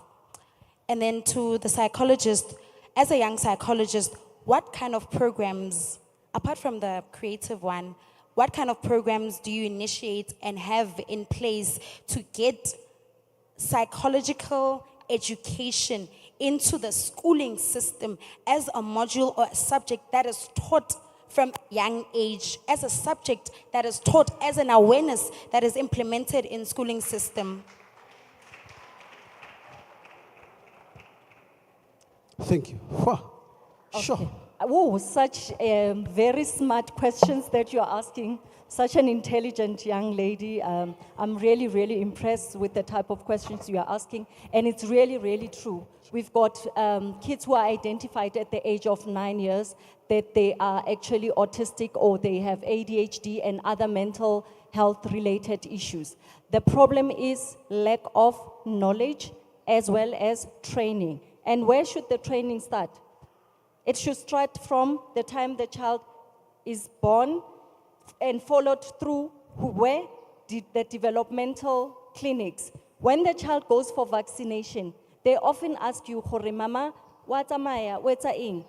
The key point is the nurses. And why I emphasize the nurses is because they are the people that are responsible in terms of immunization or vaccination of the kids when they are young. And they look at that developmental chart. But remember again, with regards to autism, there's an increase. There's an increase in terms of the number of children that have been diagnosed with autism. So because of the increase, it's now something that means in the past we were not getting as many people being identified. But because now there is more awareness with regards to this, then our training of nursing sisters must incorporate autism. The training of our teachers, educators, must incorporate autism or any other special needs. Even your ECD, early childhood developmental centers, should have special needs as part of their training. You cannot work in an ECD if you don't understand child development. And those are the main important things that we need to do, as well as educating the public. The nurses also have to have you know, when you are pregnant, what do they call it, by the way? When you are pregnant, there's those classes that the antenatal classes, they should emphasize development of the child. They should start talking about autism. But I'm hoping that these things will change over time as we are seeing the increase. Thank Guys, you. we're going to part 2 of this with another set of panelists. Can we please quickly recall in how many more to go? Can I take 2? I know I see 3. Can I take 2? Okay, I was indicated to take 1. My brother, I'll take you. I'll close it off, Kawen. Yes. It's me first, Sha. Okay, no, it's fine. Let's go. Okay. Good day, my fellow citizens. My name is Angelina Mchaulana. I'm going to be brief and very brief now. So my question is that, what advice will you issue out to the young people dealing with depression? That way we can minimize the suicidal attempts occurring in our country. Thank you. Thank you. Oh, yeah. Lucy, please take this one. So, okay, thank you so much, you beautiful queen. I'm gonna be very short and sweet on that one. Depression is knowing yourself. Depression is understanding yourself. Depression is taking care of yourself. Depression is making sure that you are well. But depression, when it becomes a sickness, is when you don't do all the things that I've mentioned. Sure. When you don't know yourself, when you don't take care of yourself, when you don't understand yourself, when you allow your self-esteem to sit below your legs, when you allow your confidence to affect you because the people around you are going to ask, oh, so that is the only way you can overcome depression and anxiety, is to be sure of who you are and just stand tall. Nje. Oh, yes. Siabong, thank you so much. Ladies and gentlemen, wow, this was intense. Yo. Can we give a big round of applause to our panelists, please?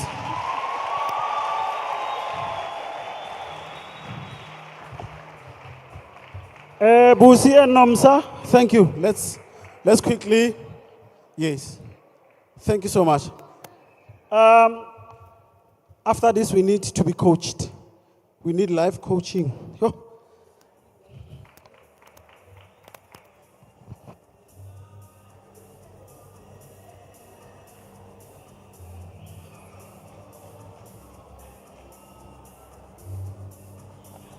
Thank you so much, Siabulela Relebu, Siabonga. What a beautiful energy that you guys brought, Relebu. Guys, after this session, allow me please to call Khawkhelo Putwani, who's a life coach from Khosi Life Coaching. Ator Luki Saman. Let's give a big round of applause, please.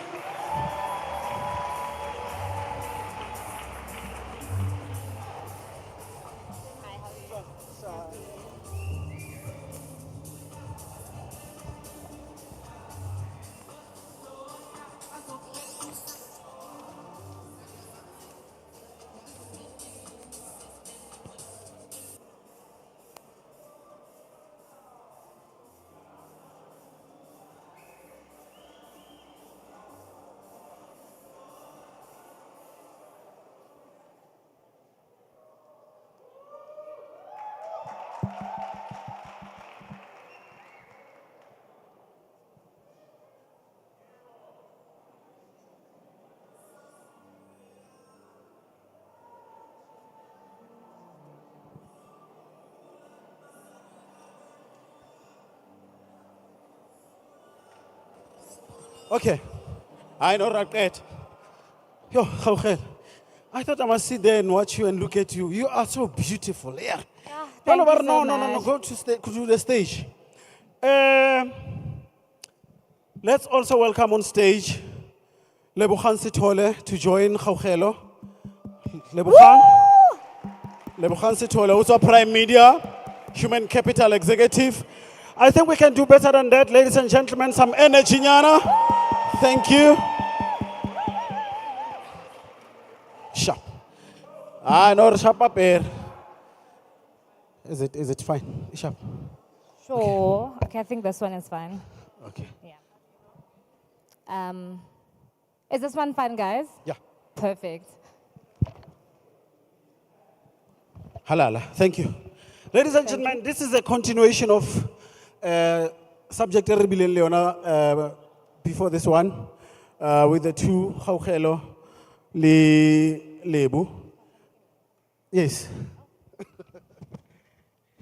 So I want us to continue with this subject, unemployment, mental health, from your experiences with the companies that you guys work with. How does prolonged unemployment impact individuals' mental health? I just want to first start by saying that mental health is a real thing. Sure. And I'm so happy that we are at a point as a country, as communities, where we are starting to acknowledge it. I think for a long time, especially as Black people, we've been very uneducated regarding it. There's been a certain level of ignorance as well. So I'm so happy that we actually having these conversations around it. Sure. And given where South Africa is, unemployment is at a staggering rate. And when someone has been unemployed for a very long time, what it starts doing is it starts impacting their self-esteem, because a lot of us identify who we are with what we do, and that shouldn't be the case, because whether you're unemployed or not, you're still worthy of everything it is that you want to do or want to be. But what happens when someone is unemployed for a very long time is it starts eating at their self-esteem. They start feeling not worthy. They start feeling like they're a failure, or that there's something wrong that they're doing. And what it also starts doing is it starts leading to feelings of worthlessness and hopelessness and helplessness. And what that does is it causes then depression when it goes on for too long. And it also can cause feelings of anxiety, because you're stressed about your finances, you're stressed about the future, you're stressed about what is it that you're going to do, because you're applying, jobs aren't coming, you're doing everything that you were supposed to do, but you feel like doors aren't opening. And that causes stress, especially if, say, you are part of the breadwinners in your family. Your family has to eat. And it also isolates you, because your friends are working, or people are actually looking at you and thinking, listen, we have things to do. You can't go to certain places because you can't afford to go there. You can't feed your family. So it also isolates you and leads to feelings of loneliness. And what it also does, it strains relationships as well, particularly in families and also between friends. So it really causes mental health issues. And the sad thing is they also go on for so long because people think I'm just sad because I'm unemployed, not realizing that there's a mental issue now underlying that needs to be taken care of. Sure. Lebu, let's talk about relationship between job insecurity and mental health. Job insecurity? Yes. Okay, so hello everyone. So the assumption I think is that when you are employed, you have got job security, right? Which couldn't be further from the truth. I think we're living in an era since 2020 where quite a number of people are losing their jobs, a number of companies have closed down. People who never thought that they would not have jobs are sitting at home and they do not have jobs. And then also, the process of looking for a job and finding a job was so much more easier before COVID. Now we're finding that there's a hell of a lot of, excuse me, I speak French. I hope you Please do too. So there's a lot of people out there who are sitting and expecting to get jobs, and unfortunately they're not getting the jobs as easily as they used to before. So the myth for me is that even a person who is sitting in a job and working is not mentally, doesn't have any mental health issues. They actually do, because quite frankly, in the society that we live in the economy that we are working in the communities that we live in, and the companies that we work in, the truth is that there is no job security, guys. There is no job security. There's no such thing. I could come off the stage right now and be retrenched because the company needs to make money. That's just how it is. So you cannot sit on your laurels and say, no, nakeshap, because quite frankly, that is a myth. Sure. We touched on this, Gaugelo, with the previous panelists. Effective interventions to help mitigate this problem. What could be simple, effective interventions that can help to fight this joblessness, this mental health, job security? I think more than anything, we need to equip ourselves with knowledge, guys. We need to equip ourselves with knowledge, firstly about mental health, and then about the jobs that we're trying to get into.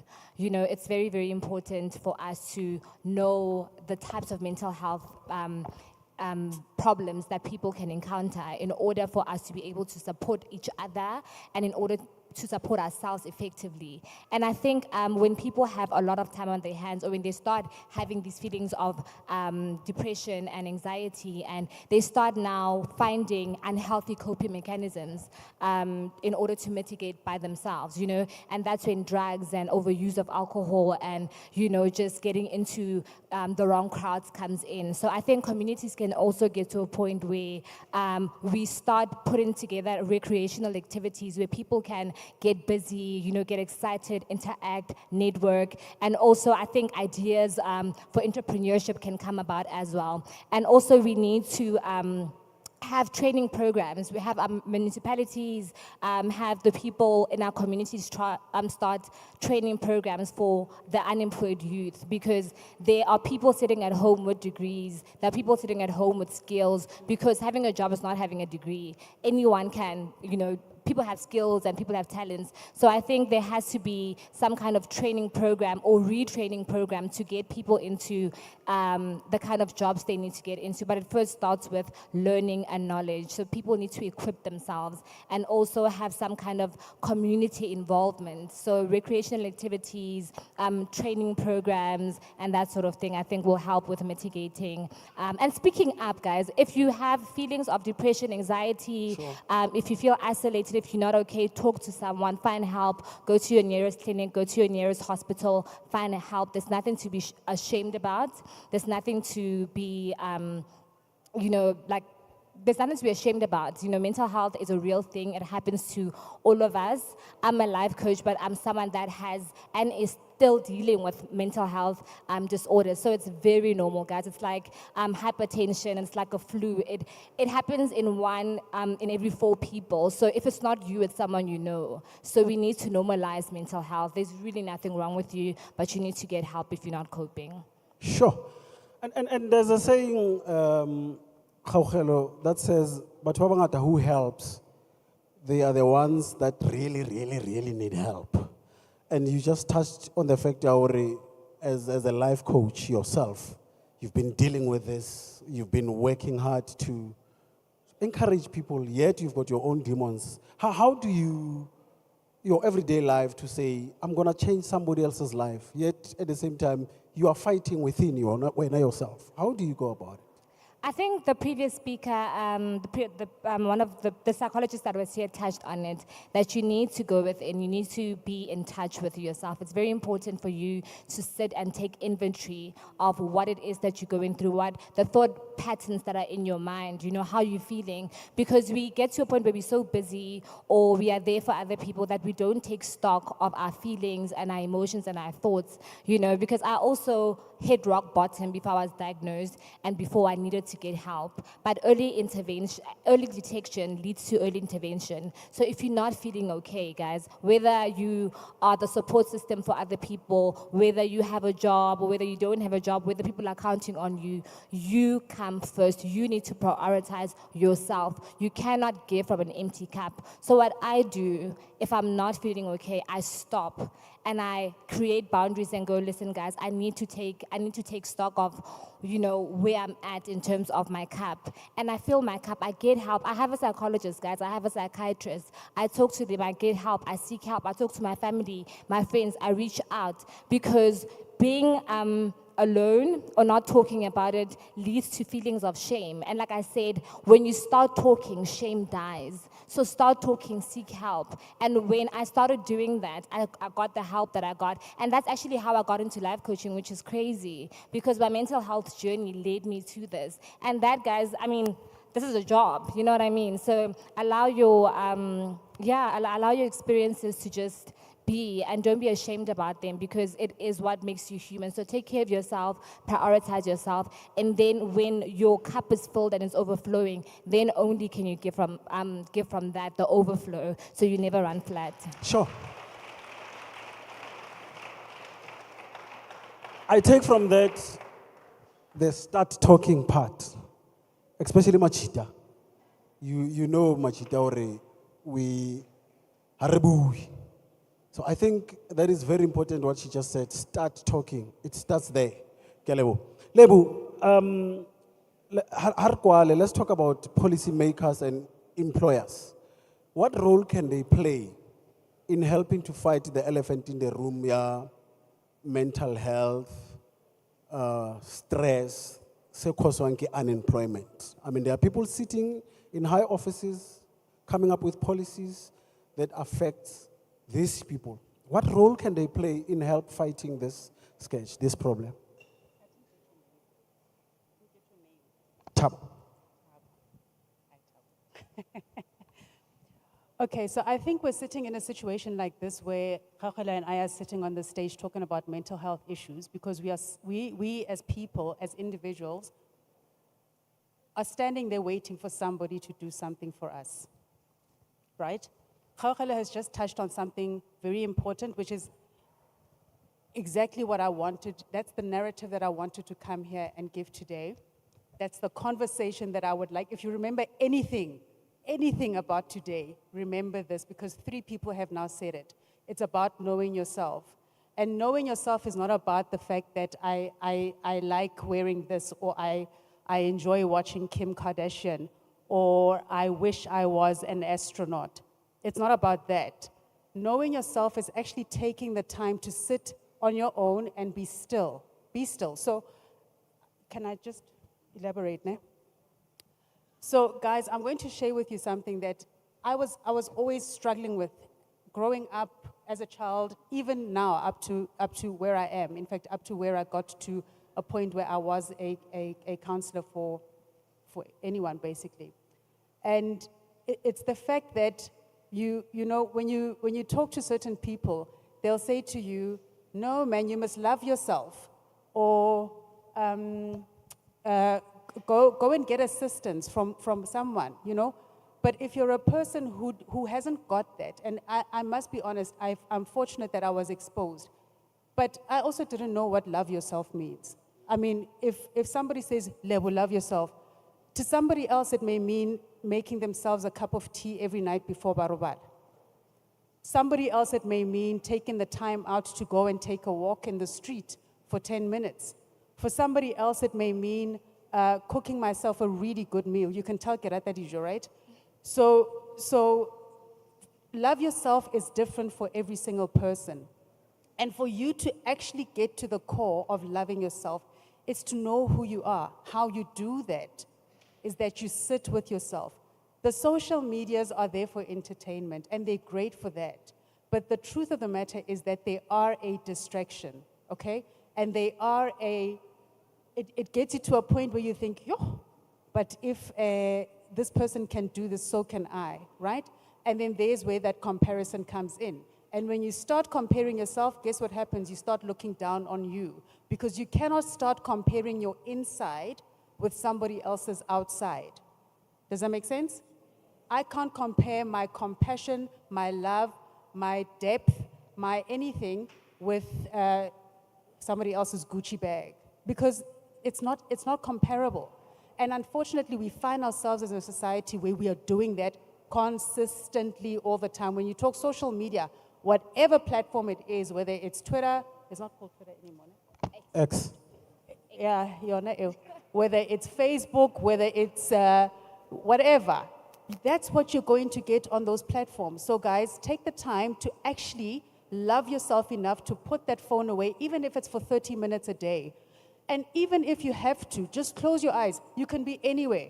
You can even do it now. Close your eyes and listen to yourself. Sometimes those feelings that you start feeling are so hectic that you don't want to feel them, so you don't go there. You don't close your eyes and actually feel them. And I'm challenging you to do that. I'm challenging you to actually go in, even before you sleep, guys. Uliwan, close your eyes and just listen to what is going on inside of you. When I did that, the most shocking feelings came up that I didn't think, Danswanela, me, jealous. I'm not jealous. I'm not supposed to be jealous because according to society, you're not supposed to be jealous. But you know what? We all get jealous, right? Helpless. Name the emotion that you are feeling because when you don't name it, that's when it will shame you. When you don't know what it is, that's when it will shame you. That's when it will embarrass you. When you're trying to suppress it, that's when you will find that you cannot cope anymore and you're feeling you're needing some type of coping mechanisms, which again is that probably you'll go to the cheapest, which is then alcohol, and then after alcohol it becomes drugs, and then after drugs it becomes sex, I'm going to be honest. And then after sex, what else does it become? Prostitution, whatever, right? And for fortunate people who have got the money to be able to do that, they go to a wellness clinic for 3 weeks, I think 3 weeks. They go for 3 weeks and they go and they sit there and they've got a psychologist, they've got a whole host of people, including a dietitian who will give them the food that they need in order to heal. We unfortunately do not have that. As black people, we have been born in a system that didn't afford us that. And we need to be honest about that. We need to be honest about that. And I think we are not honest about where we are at as individuals and where we need to be going as individuals for ourselves. So that is my advice. So to answer your question, to answer the question that was posed, I don't think we need to be sitting back. You've seen it. We've had 30 years. I'm sure there's some people here who were born long after the new government came into play. We're 30 years into the new South Africa, and still we have not gotten things right. Yes, there's 400 years of a lot of issues and a lot of racism and a lot of things that we were not allowed to do. So we cannot expect 400 plus years to be rectified in 30 years, right? However, that doesn't mean that we need to just sit back and say, "Are emeling this government to do something." We have got a responsibility to ourselves to do something. And when you know that you are special enough to deserve that, you will be able to sit on your own and actually extract those feelings that you are feeling. Hahomonati, guys, I'm not going to lie to you. If you're going to take the advice and do it, you will be crying. You know when you cry hot tears, where you feel, my heart is breaking. You will cry like that. You've never cried like that before. Trust me, do the work, and you will free yourself from a lot of pain and a lot of potential mental health issues. Sure. Wow.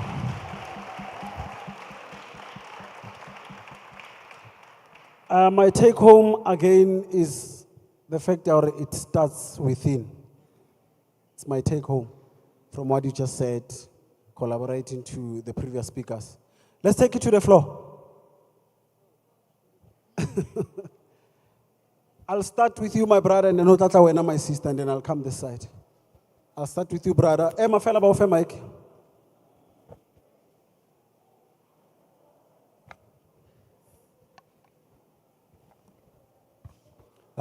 Good afternoon, everyone. My name is Elias again. I've once tried that. Yes. Lebohang. Okay. Genau. Oh, okay. Okay, Lebohang. Sorry for that. Sweet soft. Okay, I once tried that, the thing of you talk to your inner man inside. Yeah. Ne? And then there's this thing that you deal with the negative voices, the inner negative voices that comes. Why me? Why? You ask yourself question when you do that. So how do you deal with that negative impact that, into your The emotion? negative voice. Yes. Am I hearing you correct? How do you deal with the negative inner voice? Yes. Okay, thank you. That negative inner voice, guys, is telling you something, right? Can I share a very personal story with everyone? Yes, please. And I can share it with you because I've done that work that I was talking about. So, we talk grades now? Standard 1, grade 3. Yeah. Okay, so I'm of the era of standards.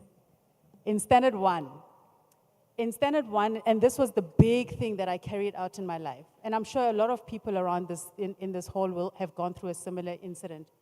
So in standard 1, grade 3, I was sexually harassed by my father's friend, right? And as a child, it's very difficult to conceptualize what is happening to you at that stage because you don't know what's going on. The only thing you know is that you're hurting, right? So it wasn't even about the physical hurt, it was the emotional hurt. And because I didn't tell anyone, it built and it built and it built and it built and it built. So when I decided to go on a meditation, it's a meditation, it's a healing meditation. And I had decided to go there because I had gone to so many mental health practitioners, but I was still feeling empty. And I was still feeling like there's something wrong, Kanna. And I was still feeling like, no man, right? And things in my life are not going great. And it's just quite a hard in my life. You don't mind if I speak Zulu Sotho again? So when I went on that healing meditation, I then uncovered that the message that I was telling myself from that one incident that happened was that because that happened to me, I am broken, number one. And because I am broken, I don't deserve anything good in my life, right? So that was a record. Nahana from standard grade 3. How old is this grade 3 person? 9. So from the age of 9 until I fixed that, or I was able to uncover that emotion, which is why I'm talking about emotions, until that time, that's the record that was playing in my mind. So that negative voice that is talking to you, listen to it. Listen to it. If it's saying you are stupid, ask yourself, why am I telling myself I'm stupid? It has to come from somewhere. There's somebody in your life who was so important to you at some stage who said to you, you are stupid. And that's the record that you've got in there. But when you actually sit on your own and you introspect about, am I really stupid? You will realize that the truth is no, you're not. So very many times we take on people's things that don't belong to us. Doesn't make sense. I always say to people, if Gaugelo o tshwere di-smarties and I'm holding text, the text tse ngata, right? And Tabo comes to me and says to me, Lebo ke kopa di-smarties. I'm not holding Smarties, I'm holding Tex chocolates, right? So I'm going to give him, I'll say, I can have the Smarties, can I Tex? And he said, no, I give out the Tex, I give out the Smarties, right? And when that happens, now translate that into emotions, or translate that into support, or translate that into anything that you want. When somebody comes to us and says, Gaugelo, give me compassion, and Gaugelo can give compassion because she's a compassionate person, she'll give the compassion, and you'll be okay. But if they come to me and say, Lebo, give me compassion, I can't give compassion. And sometimes they won't even say it. They'll come to you and they'll show you through their actions, give me compassion. And that's in an embrace, or that's with a small child, it's a small child curling up next to your leg. But those kind of things are asking, it's something that's asking for something, right? And it's to fulfill the inside. So, sometimes when you ask for certain things, guys, when you're asking for something from your boyfriend or from your girlfriend, understand what they can only give you what they've got. They can only give you what they've got. So be careful, or be cognizant, not even be careful, be cognizant of what you're asking for from people. And if those people can give it to you, because if you don't get what you're asking for from somebody who doesn't have it. Tabo's gonna ask me for a text. If I give him, for a Smartie. If I don't give him a Smartie, he's going to be disappointed because his expectation was that I'm going to give him Smarties. Now, if I go and I give him a text, he's going to be disappointed. It's exactly the same in life, guys. Exactly the same. Thank you. Thank you, Lebo. Thank you. Kopa ofe mewa tukuetsu. Kiatla, my brother. Please quickly the mic.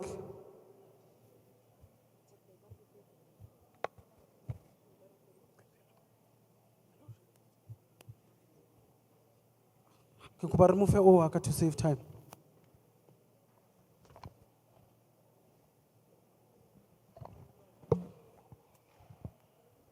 Sambonani, igama lami nguNobuntu Dlamini, and I just wanted to ask Guguti, what is childhood trauma that has happened over years? How do you deal with that?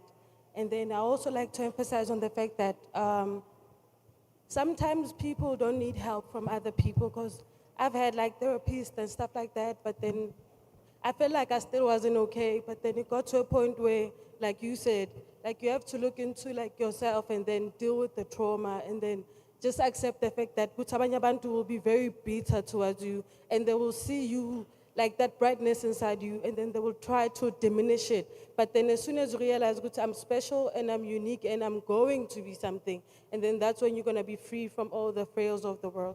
Thank you. Wow, thank you. Do you want to say something to that? I think what the unfortunate truth about trauma is, what happened to you is not okay. The person that violated you or did what they did to you, that event that occurred is not okay. And what happened to you is not your fault, but your healing is your responsibility. It's sad, but it's true. So to expect Mutu Oho in the childhood trauma to come to you and apologize, or to heal you, or to be the source of your healing, or the source of anything that it is that you need to heal. Sometimes, guys, we are not afforded that. And that is the reality of it. So you need to be responsible for your own healing. What Lebo said is very important. Take inventory, guys. Sit and identify what it is that you are feeling.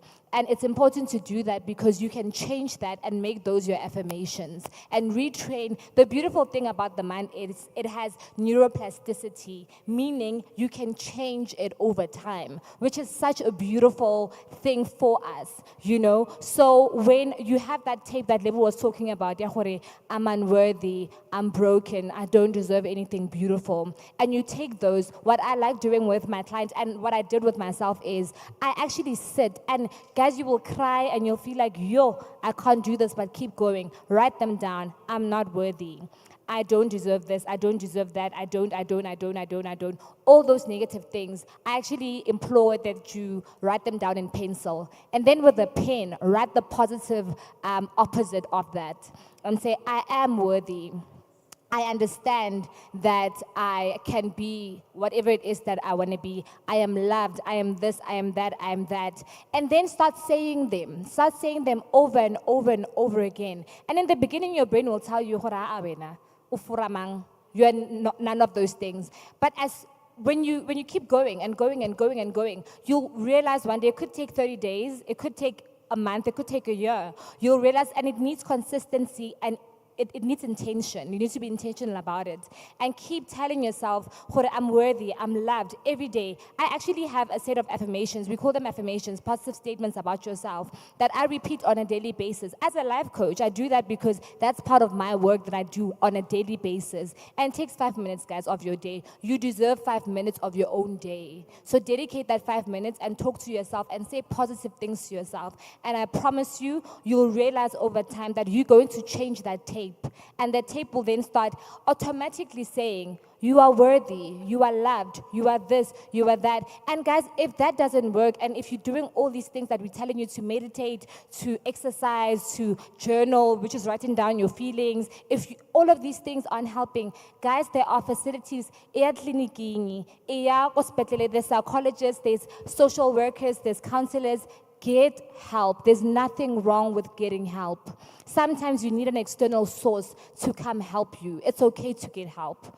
But start sitting down with yourself and start doing the work. It won't go away. And let me tell you, if you are afraid of the work, you're going to stay in that exact position. If you don't do the work, you are not going to move. It's sad, but it's true. Wow. Ladies and gentlemen, let's give them a big round of applause.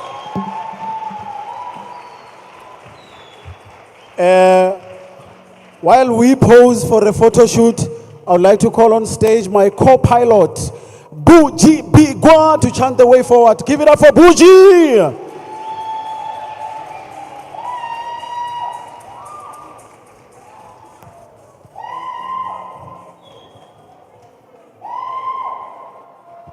Oh my God. I appreciate the scream. One more time, give it to me. Woo! Yes. With that being said, ladies and gentlemen, this topic is very close to my heart because I know what it feels like to go through something like mental health. I had to go through it publicly, and it's one of the hardest things. So to everyone who's here, please do the work. Your mental health matters the most. With that being said, not last and definitely not least, ladies and gentlemen, please allow me to welcome MMC of Public Works, Tumi Mochawe. A round of applause, please. Thank you very much. Good afternoon. Lehantle, Eskasa Chulo, Program Director, Kalibitoki, Tumi Mochawe. Actually, Kisandile, I'm a son of Puti Mochawe. Kayinta, Kamalangani, Kapalo. I've been given the strict instruction by organizers of Empower Youth not to take long because you must go to lunch. And I'm also told that Somiz is coming as well. So I must just and get out of the way. In actual fact, from Mfuleni, in actual fact, they wanted me to confirm that as municipality here, everything that you have heard today and maybe for Monday, you know, and that they are confirming everything. To say,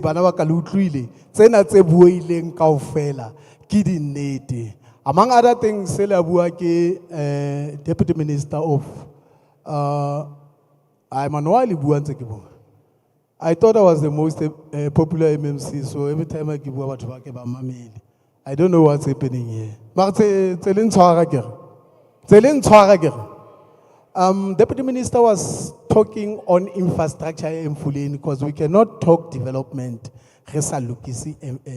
infrastructure, and I'm happy to announce that definitely we are dealing with sewer and water. In actual fact, as Mfuleni, we have adopted what we call a special purpose vehicle. Similarly, adopted the due diligence report that Renota has done likewise. Who sits about now cabinet, the treasury, of which Badula Kadite one time. How about Kreta fellow adopted that thing? It over twinkering. It over entity edilanka di sewer lady limits kamonaka ka Mfuleni. Look, infrastructure in a rona saying age te hakana kana tla hopola infrastructure ina ke ya le sense kenywa ke maboko ke magoa so re tlameile re lokisa so ska tlala re be ska bana problem ya metsi ska ga bana le problem ya sewer ha ile di tseleng teng sentse re qadile le tla hopola tsela tsa rona ne se di tshabe ya ka tsela e thata already se re loksitse about 40 re lokisa another 40 soon. We can election, we looks another 40. After that 40, we lose 60. After that 40, re lokisa 60. Ha e ka ba o no, ha e ba o dula vale mo. La hopola ka serope sa benyane le death trap e ka kang. Ho no sa tsamaye ka mo. Ha o ka ya hona jwale my program director. Ke a o jwetsa serope se le ne se sa thelle. Hona jwale serope sa benya serious.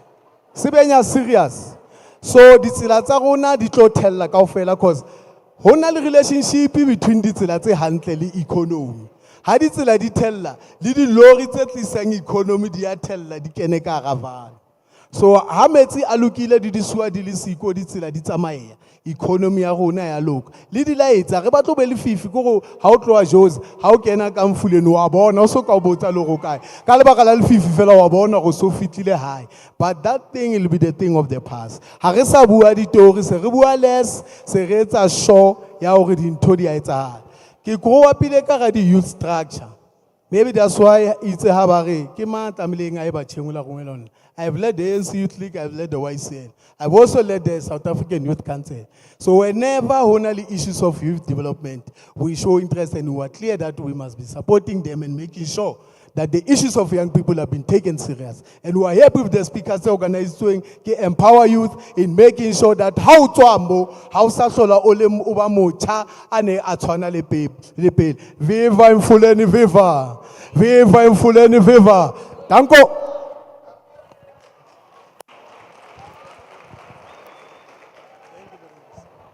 A round of applause once again, ladies and gentlemen.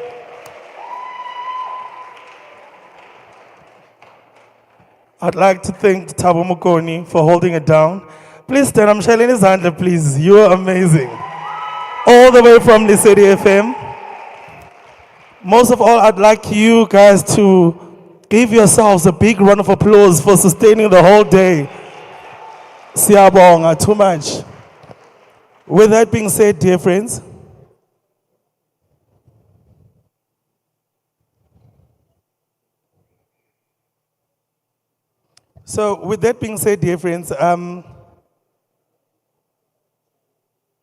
Z,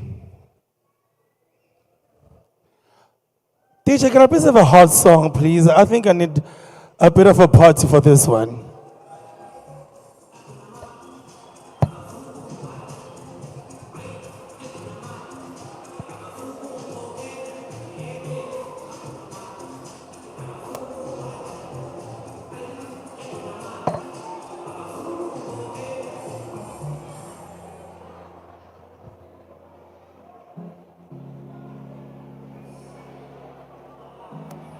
Yang tana bang chaiva ne.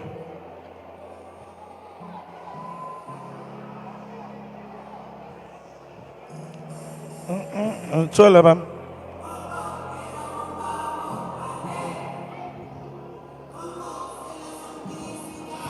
Come on, let's all stand up right now.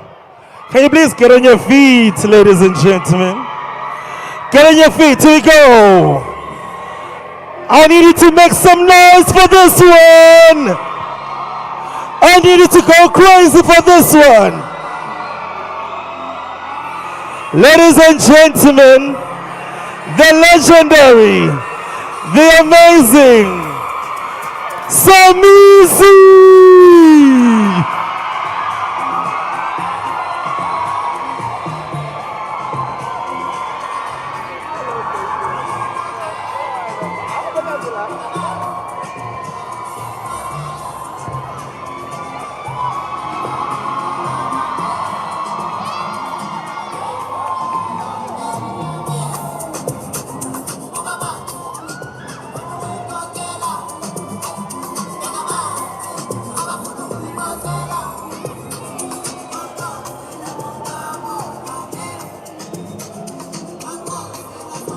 All right. 1 2 1 2 1 2 1 2 1 2 1 2. All right. Dumelang. Okay, we may sit down.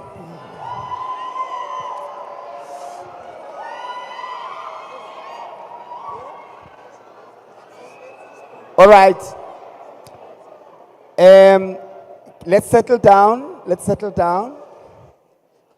So, We are pressed for time, so I would like us to use this time very wisely. And let's all listen. Let's not waste this time and money and use it productively.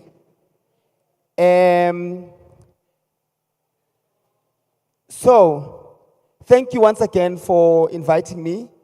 This event is one of the most memorable events that I have ever been or that I do. Out of most of the events that I do, I remember this is in my top 3, and I'll tell you why. Nothing is as fulfilling as giving things to people that money can't buy, but also things that are more valuable than what money can buy. And for me, that's very important because I wish I had this opportunity when I was younger, having people coming to the townships and motivating us and blah, blah, blah. I would be 10 times further than I am today. But for you, I think you must, one, be grateful for such opportunities. And if things don't go your way, or if you don't see the reason for this, then it's on you. Wabo? So, usually I don't speak from notes, but the pointers, say 3 fella. To say 3. I'm going to talk about how to use your influence for good, entrepreneurial journey, and getting yourself out there into the industry and staying there. Everything speaks to who I am. Now, the one about how to use your influence for good or for the good. Personally, when someone says, you are my children's role model, I'm like, sissy, Oskan Leka. Because, honestly, it's okay to look up to me, but you must know when you look up to me, you are not looking up to a robot. I am not Miss South Africa where I have to smile every day and wave every day. I did not win a competition to be who I am. I have always been Somizi. I am Somizi. I will forever be Somizi, right? And Somizi, if you look at Somizi, choose what inspires you about Somizi. Don't just do everything Somizi does. Because if Somizi honache akacha the flowers say, chances are he's not allergic to them. Mara wena wadija utashwa. Do you understand? So you choose what is it about Somizi that I like, or that inspires me, or that makes me come alive, or that makes me be motivated. And also, should Somizi fault, that should also inspire you and teach you a lesson of what not to do. Do not be judgmental, or do not be going, you've let me down. I wasn't here to pick you up, number one. You chose me. I didn't choose you. Do you understand? So, remember that as much as you say I'm a role model, I also have my flaws. But also what should inspire you is what I do when I'm in that position. Do I take accountability for my mistakes? If I don't, then there's something wrong with me. If I play the victim all the time, there's something wrong with me. Then I shouldn't be your role model. So, you have a role model, refit. Now, we're going to go to the entrepreneurial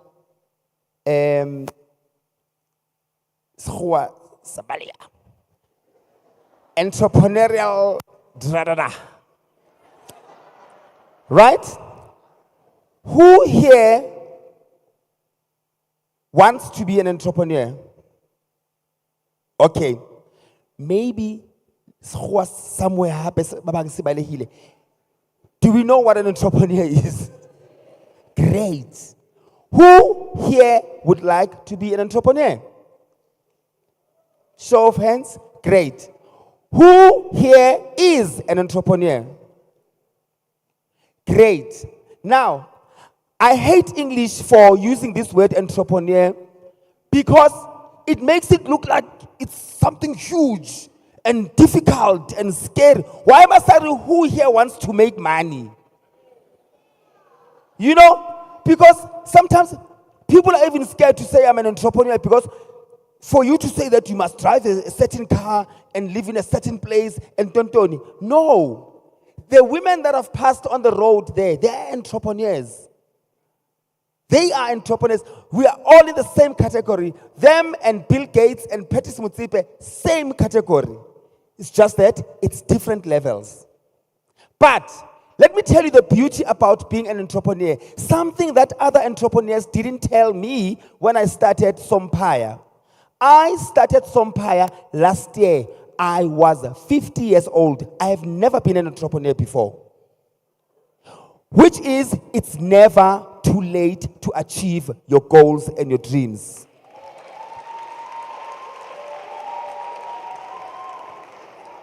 Do you understand? I have never been an entrepreneur. All along, I've been a famous face and a face of something and a face of something. Basically, I was an employee. And I only started last year to run on my own. Let me tell you something beautiful about being an entrepreneur. Juaniwa. Juaniwa. They don't tell you that. Juaniwa.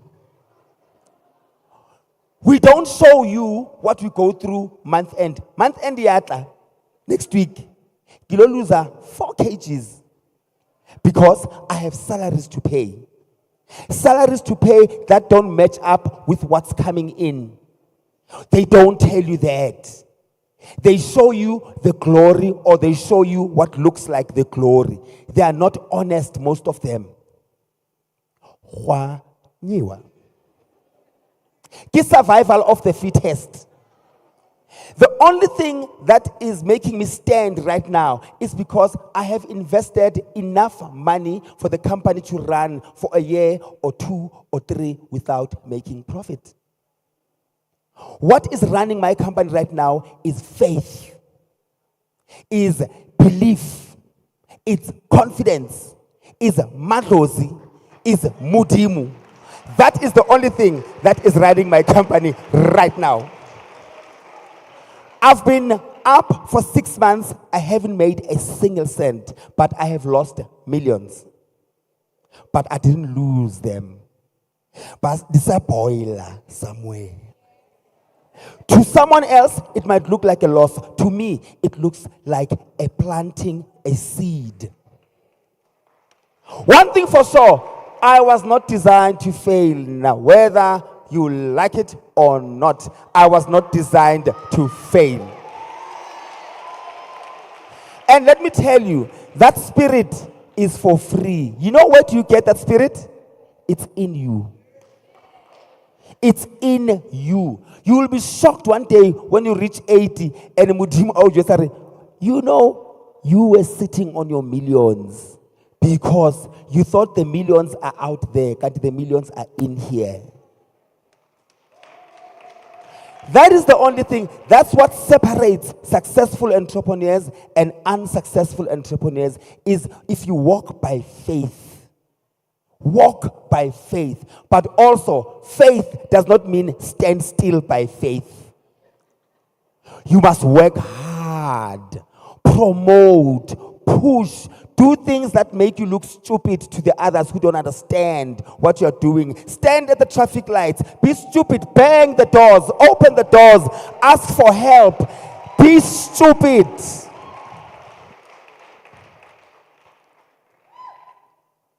That is what makes you successful. Mara Juaniwa. And it's okay. And it's okay. Mara, the beauty about it, Hahunyiwi forever. Let me not scare you, little Juaniwa forever. Hahunyiwi forever. Mara, Swanse Hunyiwe in the beginning. Don't forget hashtag Juaniwa.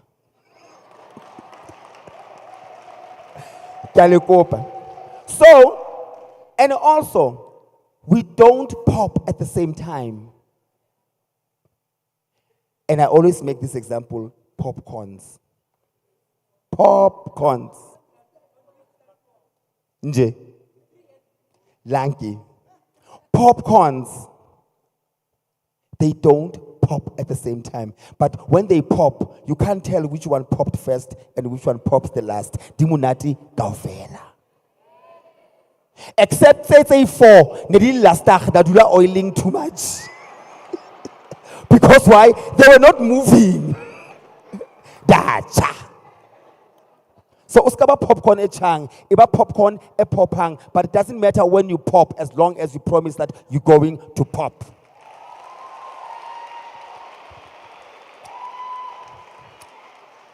Kifeditse kadi entrepreneur. Kadi entrepreneur kifeditse. Lastly, how do you get in the industry and stay there? Ne? Discipline, obviously. Professionalism, obviously. Focus, obviously. And the discipline comes with punctuality, working nicely with other people and tontoni. And there's two things that people take for granted.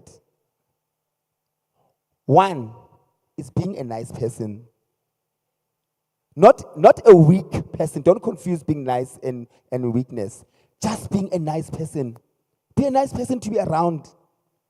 Be a nice person to talk to. Be a nice person. Bring positivity. Bring sunshine. When you come to work, when you meet people, when you hug people, when you leave, they must never feel the same way, but they must feel better. Baska feel trained ka wena. Uska ichaza ka hore ya nna ke abanyisa msebetsi ga ke kena ke reng. That's how you stay in the game. And also another thing, e re lebelang. Hona le ntho ba re ke luck. Intlantla. It play a huge role. Let me give an example. Yesterday, I was told about this yesterday. TV and oh, by the way, I'm studying. This year. Thank you. I'm studying because I want to enhance my business. I've got a kiddies clothing range, and now I'm studying the business of fashion, fashion designing, garment construction, and pattern making. So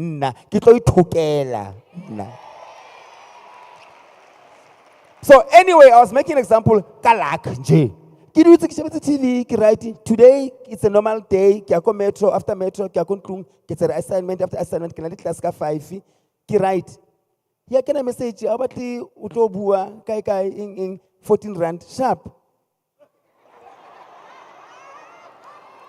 Baba? Ekisai plain lang. Oh, understand? Hakai plain la chilete. Hakai plain.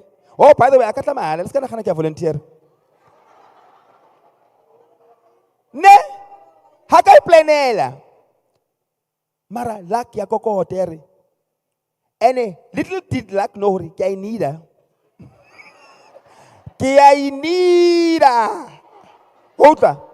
But luck plays a role. And where does luck come from? Also, it comes within you, but also with the things that you do, the energies you surround yourselves with. Energies, guys, are important. Energies are important. The circle of friends, of even family members, Hanali energy ekrom, you have the right to cut them off. Because those energies, they block out the luck, either from your guardian angels or from your ancestors or from God. I always say blessings do not land in places where there are stains. It has to be clean. So be careful of the energies. The minute only friend how to go in chomi, kitwati ing arlina take energy in a libuloi kamohar. Tick ikate. When you're trying to celebrate with your friend and they downplay your successes, mukate. But sometimes, le wena I check or awuyona chomi eo na. Because it's easy to point a finger and go, bari. Sometimes, what's it? Hunali sometimes banalo announce, ne? Sometimes bari. For example, ne? Bari, they're announcing the host for the metros. Ki host the metros this year na. Haven't seen. But the announcer, below kayari. Kaya spilling kay cheba kare esomiza mona o kala kholo ya jwanong a se chance ya hao ke chance ya bana ba bang ya hao e tlatla and ha e tla o tla understand why o sa thola ka jeku relax o ska somizi mona kai chapa because ne kutla hona le fluid ya mona e reng ha ba deserve kare when how deserve a man? You understand? If you are able to take accountability and look at yourself in the mirror when you are faulting, you are going to go places. Ne? And that's how you stay in the game. Being a nice person, being able to work with other people, being on time, being professional, being able to help even though you're not getting paid for certain things. You know, being able to extend your hand even though you're not getting paid. And also trying. We live in the world of social media these days, unfortunately. Be careful what you do out there. Because not everyone is like Somis that has 75 lives. Babang, they make one mistake and they're gone for good. But some of us are blessed and lucky that we are able to fall and rise again, fall and rise again, fall and rise again. And know there's going to be challenges every time. There's going to be challenges. Let me tell you something also. Don't be fooled. Don't be fooled by what you see out there and think your life is worse. There's someone out there who would love to be in your position right now. You are blessed to have a roof. You are blessed to have clothes, but more than anything, you are blessed to breathe.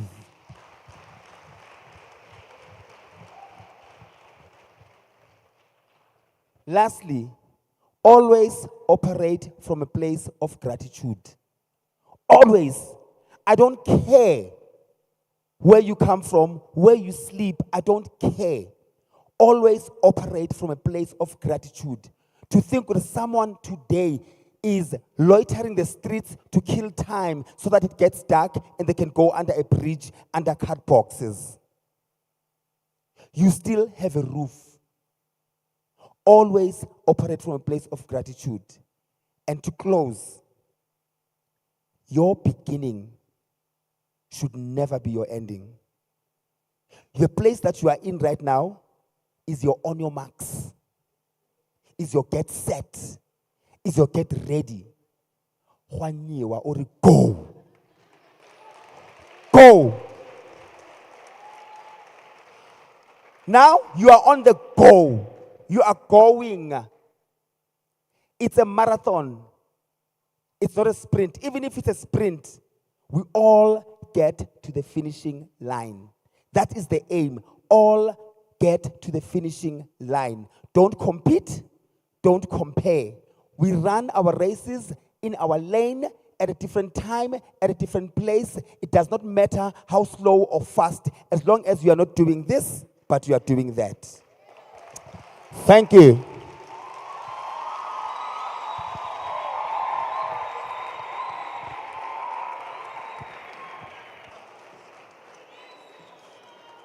Siyabonga. I wanted to give 3 people to ask questions. Don't ask me how you're going to get into the industry. Don't ask me how you want to be famous. Yay. Buta, nto eto benefitang wena, liba tuwabang. Sorry, I'm a makeup artist and I want to do your face. No. Itla pap, come. Itla, or batla ke pose maiki mo. Okay, another question. Yes, come Nenu. 3 questions, sharp.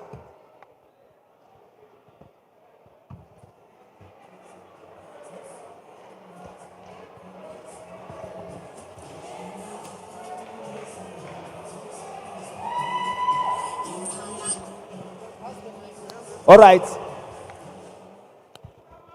Quiet, please. You can start, my sister. Okay. My name is Nell. So let the mic. Sorry. I just want to ask you, have you ever been in a position where your friend was up there and you were trying to come up, and how did you deal with that? Good question. Thank you. Guys, dikadula fats akimboro, akilo rapella. Baema ka line, kare ki tori.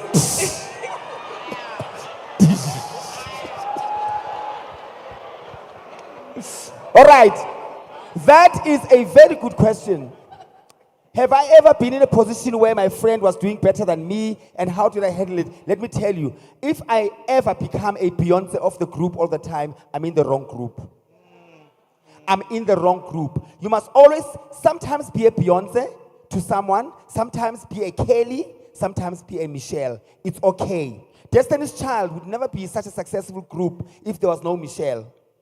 If there was, Michelle brought soul and heart to the soul, to the group. And to haters, she looked like she's the weakest. She wasn't the weakest. Beyonce brought the fire and the fierceness. And then Kelly brought the wisdom and the class and the softness and the elegance. And together they were Destiny's Child. So always make sure that one day you are a Beyonce, the other day, you are a Kelly, you are asking questions, you need advice, you need help. And when you need to be connected spiritually, you have a Kelly that will tell you your soul and your heart and your spirit and your mind and always. The minute Uri Kinnal group leader, it's gone. Because then you are surrounded by a yes crowd. I call them a yes crowd. And that is the downfall of most successful people, especially in the show business. They are surrounded by a yes crowd. You drink too much, they go, you smoke too much, they go, low. And then you take drugs, they go, Antwana, we've arrived. Sean, superstars. You don't sleep, they go, Antwana, for 3 days. And then you miss out on a gig, they go, Antwana, we starve, as of busy foot next time. Downfall. But if you're surrounded by a balanced group, me and my friends are able to say, sleep now. We are going to another venue, sleep. You can't drink now. Drink water. Stop talking. Do this and this. That is a group of friends that you need in your life.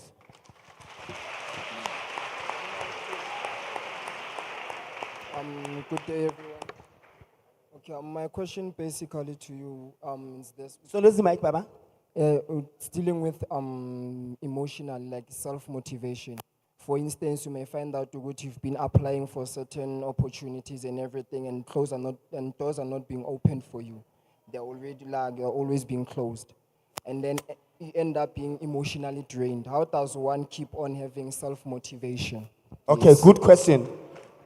He's asking if you keep on knocking at the doors are closed, you're trying to look for jobs and blah, blah, blah, and blah, blah, blah, and blah, blah. Let me tell you, it's easier said than done.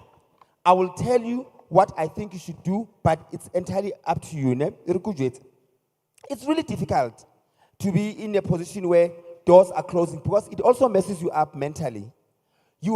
And the more you think negatively about it, the more it happens. There's a saying that your thoughts become your action. I try as well. Let me tell you guys, at the stage that I am right now, I do wake up feeling depressed. I do wake up feeling sad. And sometimes I look at my bank balance, it does nothing to me. Nothing. So it's a spiritual war that you have to keep on fighting all the time. And remembering, you have someone to prove wrong. And that someone is the devil. You have to prove him wrong. Wake up every day and say, because when you wake up, Satan are a lenja evugile. He must always say that at a lenja, say nemali, a lenja, say successful. Keep on pushing. But also at the same time, start thinking of what can I do to move a step forward. Maybe I was not meant to knock doors. I was meant to build my own doors. Maybe. Think about that. And start thinking. Start small. You have no idea. Most of the businesses that we see right now, they started very small. If it means There's money coming in. From the 100 rand that you used to buy Makip, you make 150 rands, you have made something. You start moving from there. You will realize 4 years down the line, oh my God, I've actually built my doors. Now it's for me. Maybe you were brought on this earth to be able to open doors for those that think that the doors are closed forever. Maybe you are the person that is meant and destined to open those doors.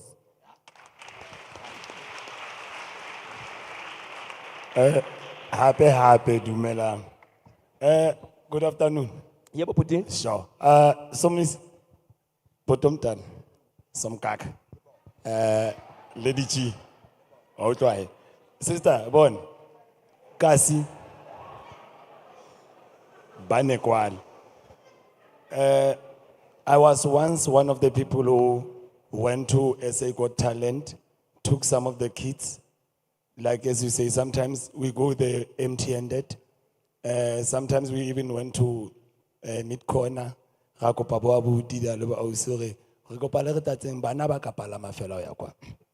Then how can we make sure that that industry, Ejos, Epitor, that bo SABC le, please, I said yesterday, Val is the home of talent. Bona, foot down. If we can get support, most of like programs like this got once after 5 years. In a year, once a month. Make sure that Kaka Slim, Ibile Kamachi, Eukiaron, Kamachi, Lere Chakele, Logona, Letten Tunyana China Holman, body audition, body idols. Come here, Tango. All right.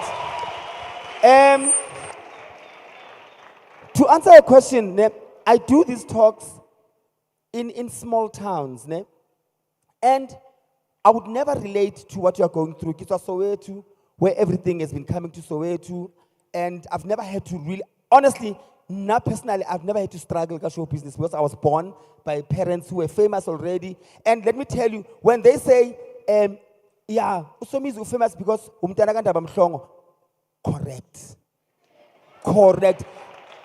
There's no way my father can suffer and pave a way and then Linda, I go through the same thing. My daughter will never go through the same things I've gone through. When my daughter walks into the room and they ask her, who is your father? And she goes to Miss Mhlongo. And if that makes it easier for her, so be it. Because I have paved that way for her to make it easy. Do you think 1 hour Petis Mutsipe stands in a queue for ATM? So, but anyway, back to your point. It is everything, guys, when they say everything is in your hands, you don't need anyone to visit you just to give you a sense of self. You don't need anyone of these big properties and these big projects to come to you so that you can feel, Gary, you are noticed. No. You can show them that from nothing you can bring something and build it on your own.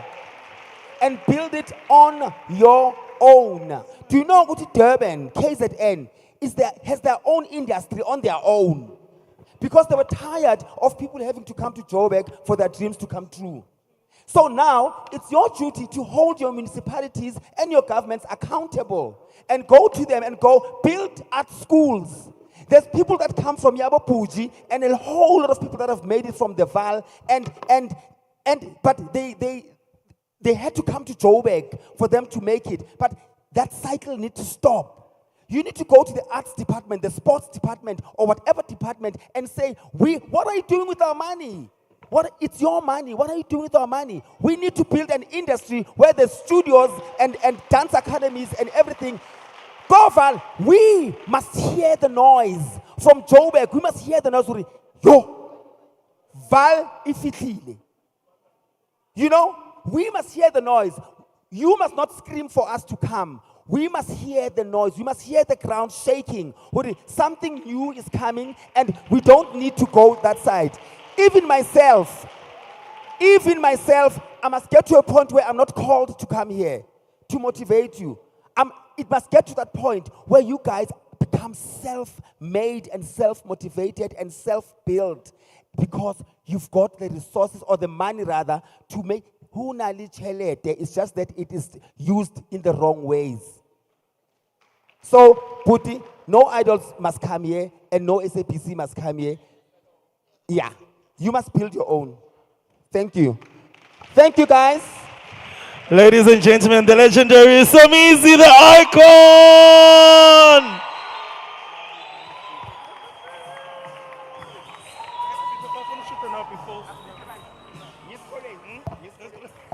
I'd like to call Mr. Masiza, please. I'd like to call Zazine. I'd like to call Dumi on stage. And also the likes of Tabo. Mugoni, please come through. For a nice photo moment.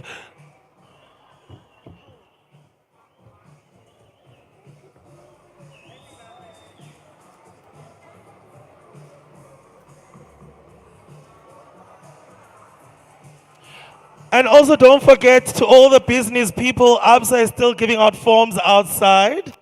And just go and fill in the forms and then and you can start working on your business.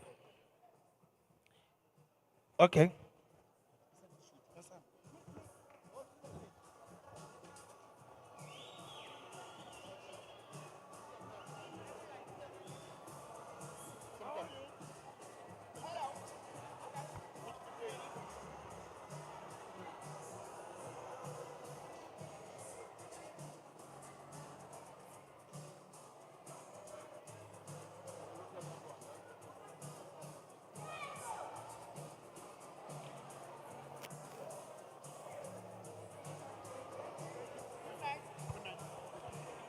Ladies and gentlemen, one more time, Somizi!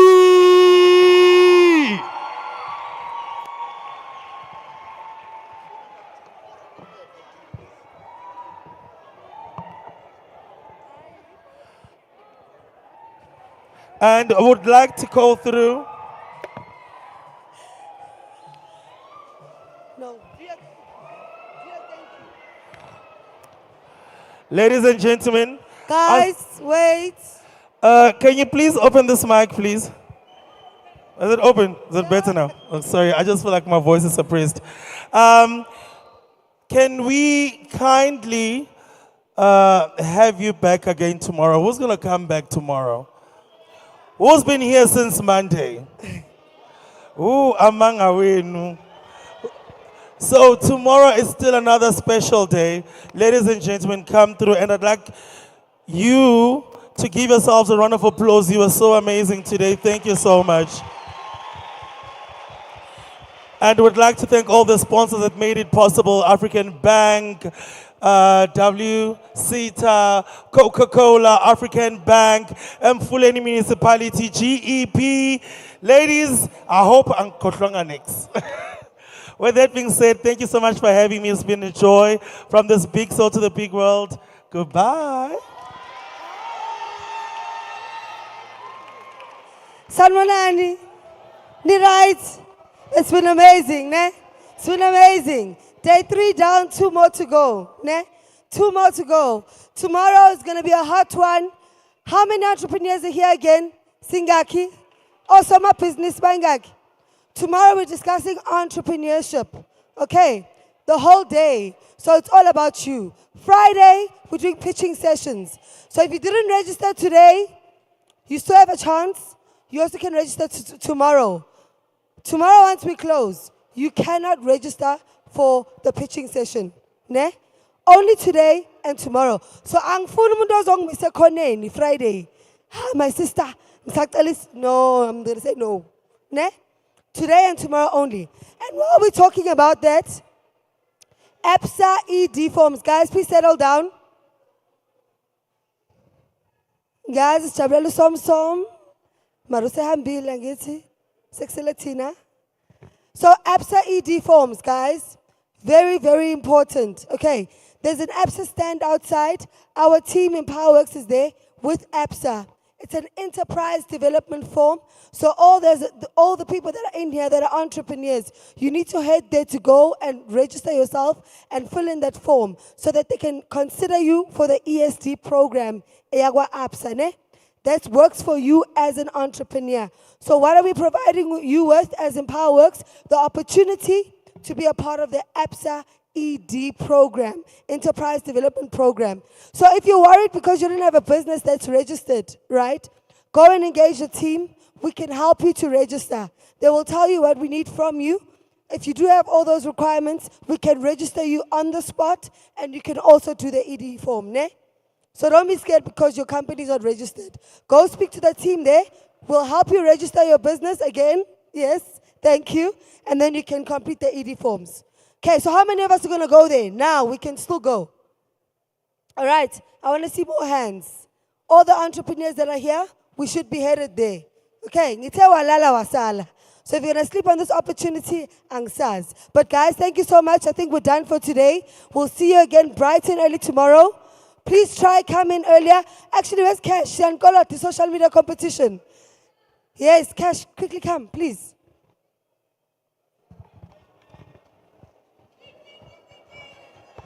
Ding, ding, ding, ding, ding, ding, ding, ding, ding. The ATM has arrived. Wow, guys, so music was so amazing, hey? Yo, can God bless us just like that. So, social media, today we won't take much of your time. We'd like to play a little video for you. We've discovered someone who is giving a top billing feel, you know? When I said, let's do TikToks, he took me seriously. Cutting edge content, comrades. You know, playing with tires. So let's have a look at his reel. Tech team over there. Are we ready?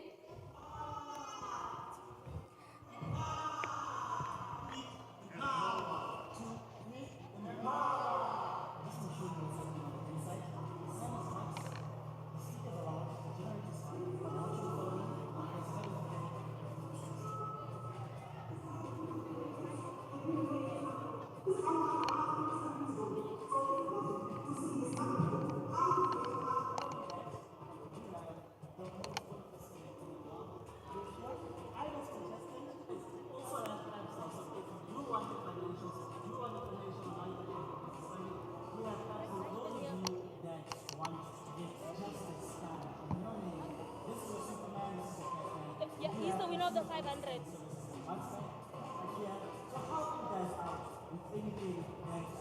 Where is he? Listen, man, for those of you that are watching, for those of you that you need information, that is assurance, that is time and plans. I'm just okay from municipality to come and help you guys with everything that you need, right? Check, power, we have everything, guys. So because I can't drive, we have people from Orange Farm State City who are here to help you guys learn how to drift, learn how to do everything that you need to do. If you want to go right, they're there. So the best thing that I can do, because I did mention that I can't drive, is do this. I will speak tired. But other than that, guys, come here on EmpowaYouth. It's fun, it's happening. Control from State City back there. They're going to help you with each and everything that you need. Guys, there's everything. There's Fitbit, there's IRT, there's this beautiful lady over here, and there's another beautiful lady, and there's another beautiful lady right here for the EmpowaYouth, and another beautiful lady for the beautiful smart right here for the EmpowaYouth. So guys, do come and join us in that fun. But yeah, let's get empowered. Let's get this money, man. Can we please give to Hello Madonna a round of applause?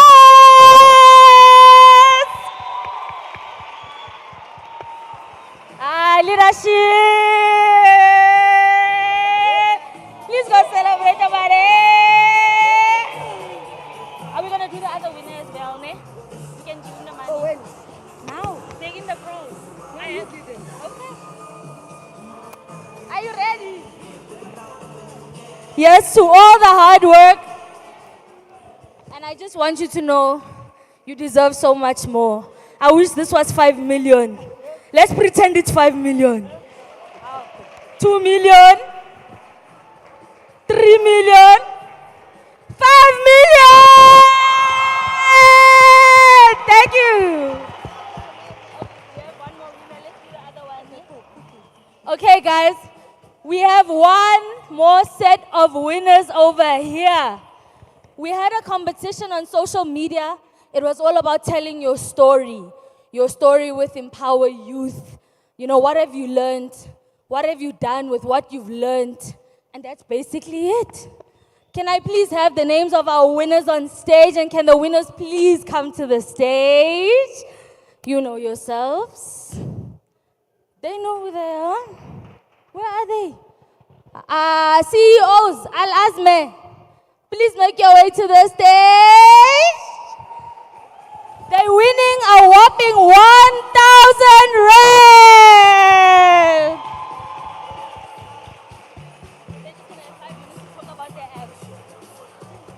Ow.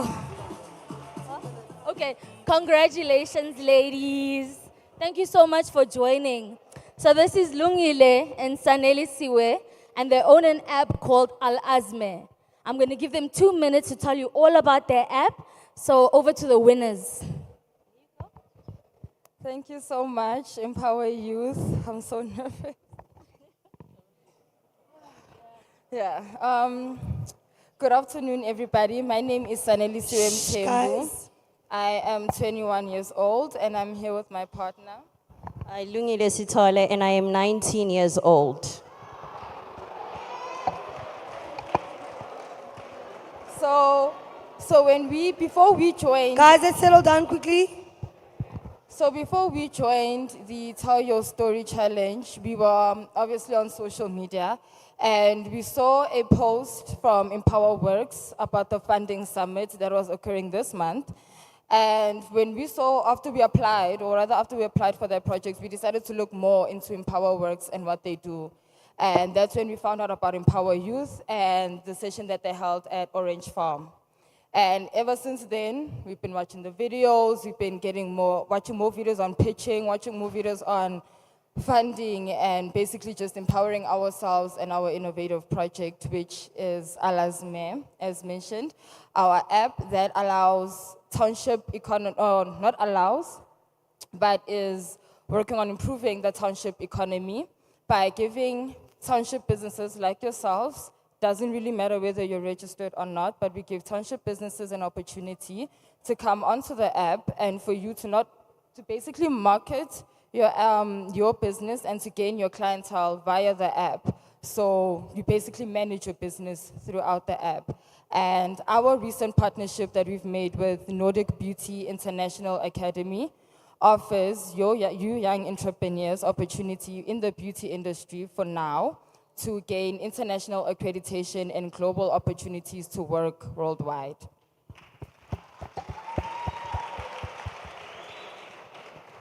And we would like to thank EmpowaWorks, because if it wasn't for that, we wouldn't have met our partner who have made this Nordic Academy partnership become true. So EmpowaWorks has been really, it was EmpowaWorks, let me not say Empower Youth.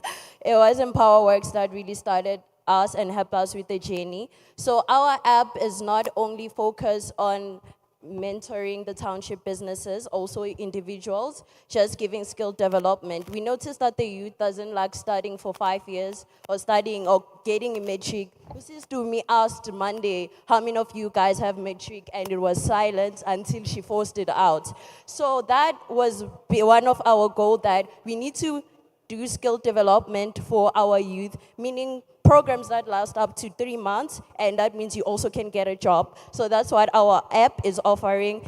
Opportunity, you can learn for 3 months or a week, and then you can also get a job internationally. Thank you. Can we give another round of applause to the excellent ladies over here? Please enjoy this 1 million rand. One more round of applause. Thank you, Siyabonga. Off to the head. All right, guys. No, I think that really wraps up the program. Well done to everybody and all the winners. I will ask my colleagues to please help us. Don't forget, once again, let's quickly run to the ABSA stand before leaving for those ED forms. Otherwise, ushers, if you can help, we'll usher from the front going out. And you guys can grab food and then can go see some of the other exhibitors, and then we'll see you tomorrow. Thank you.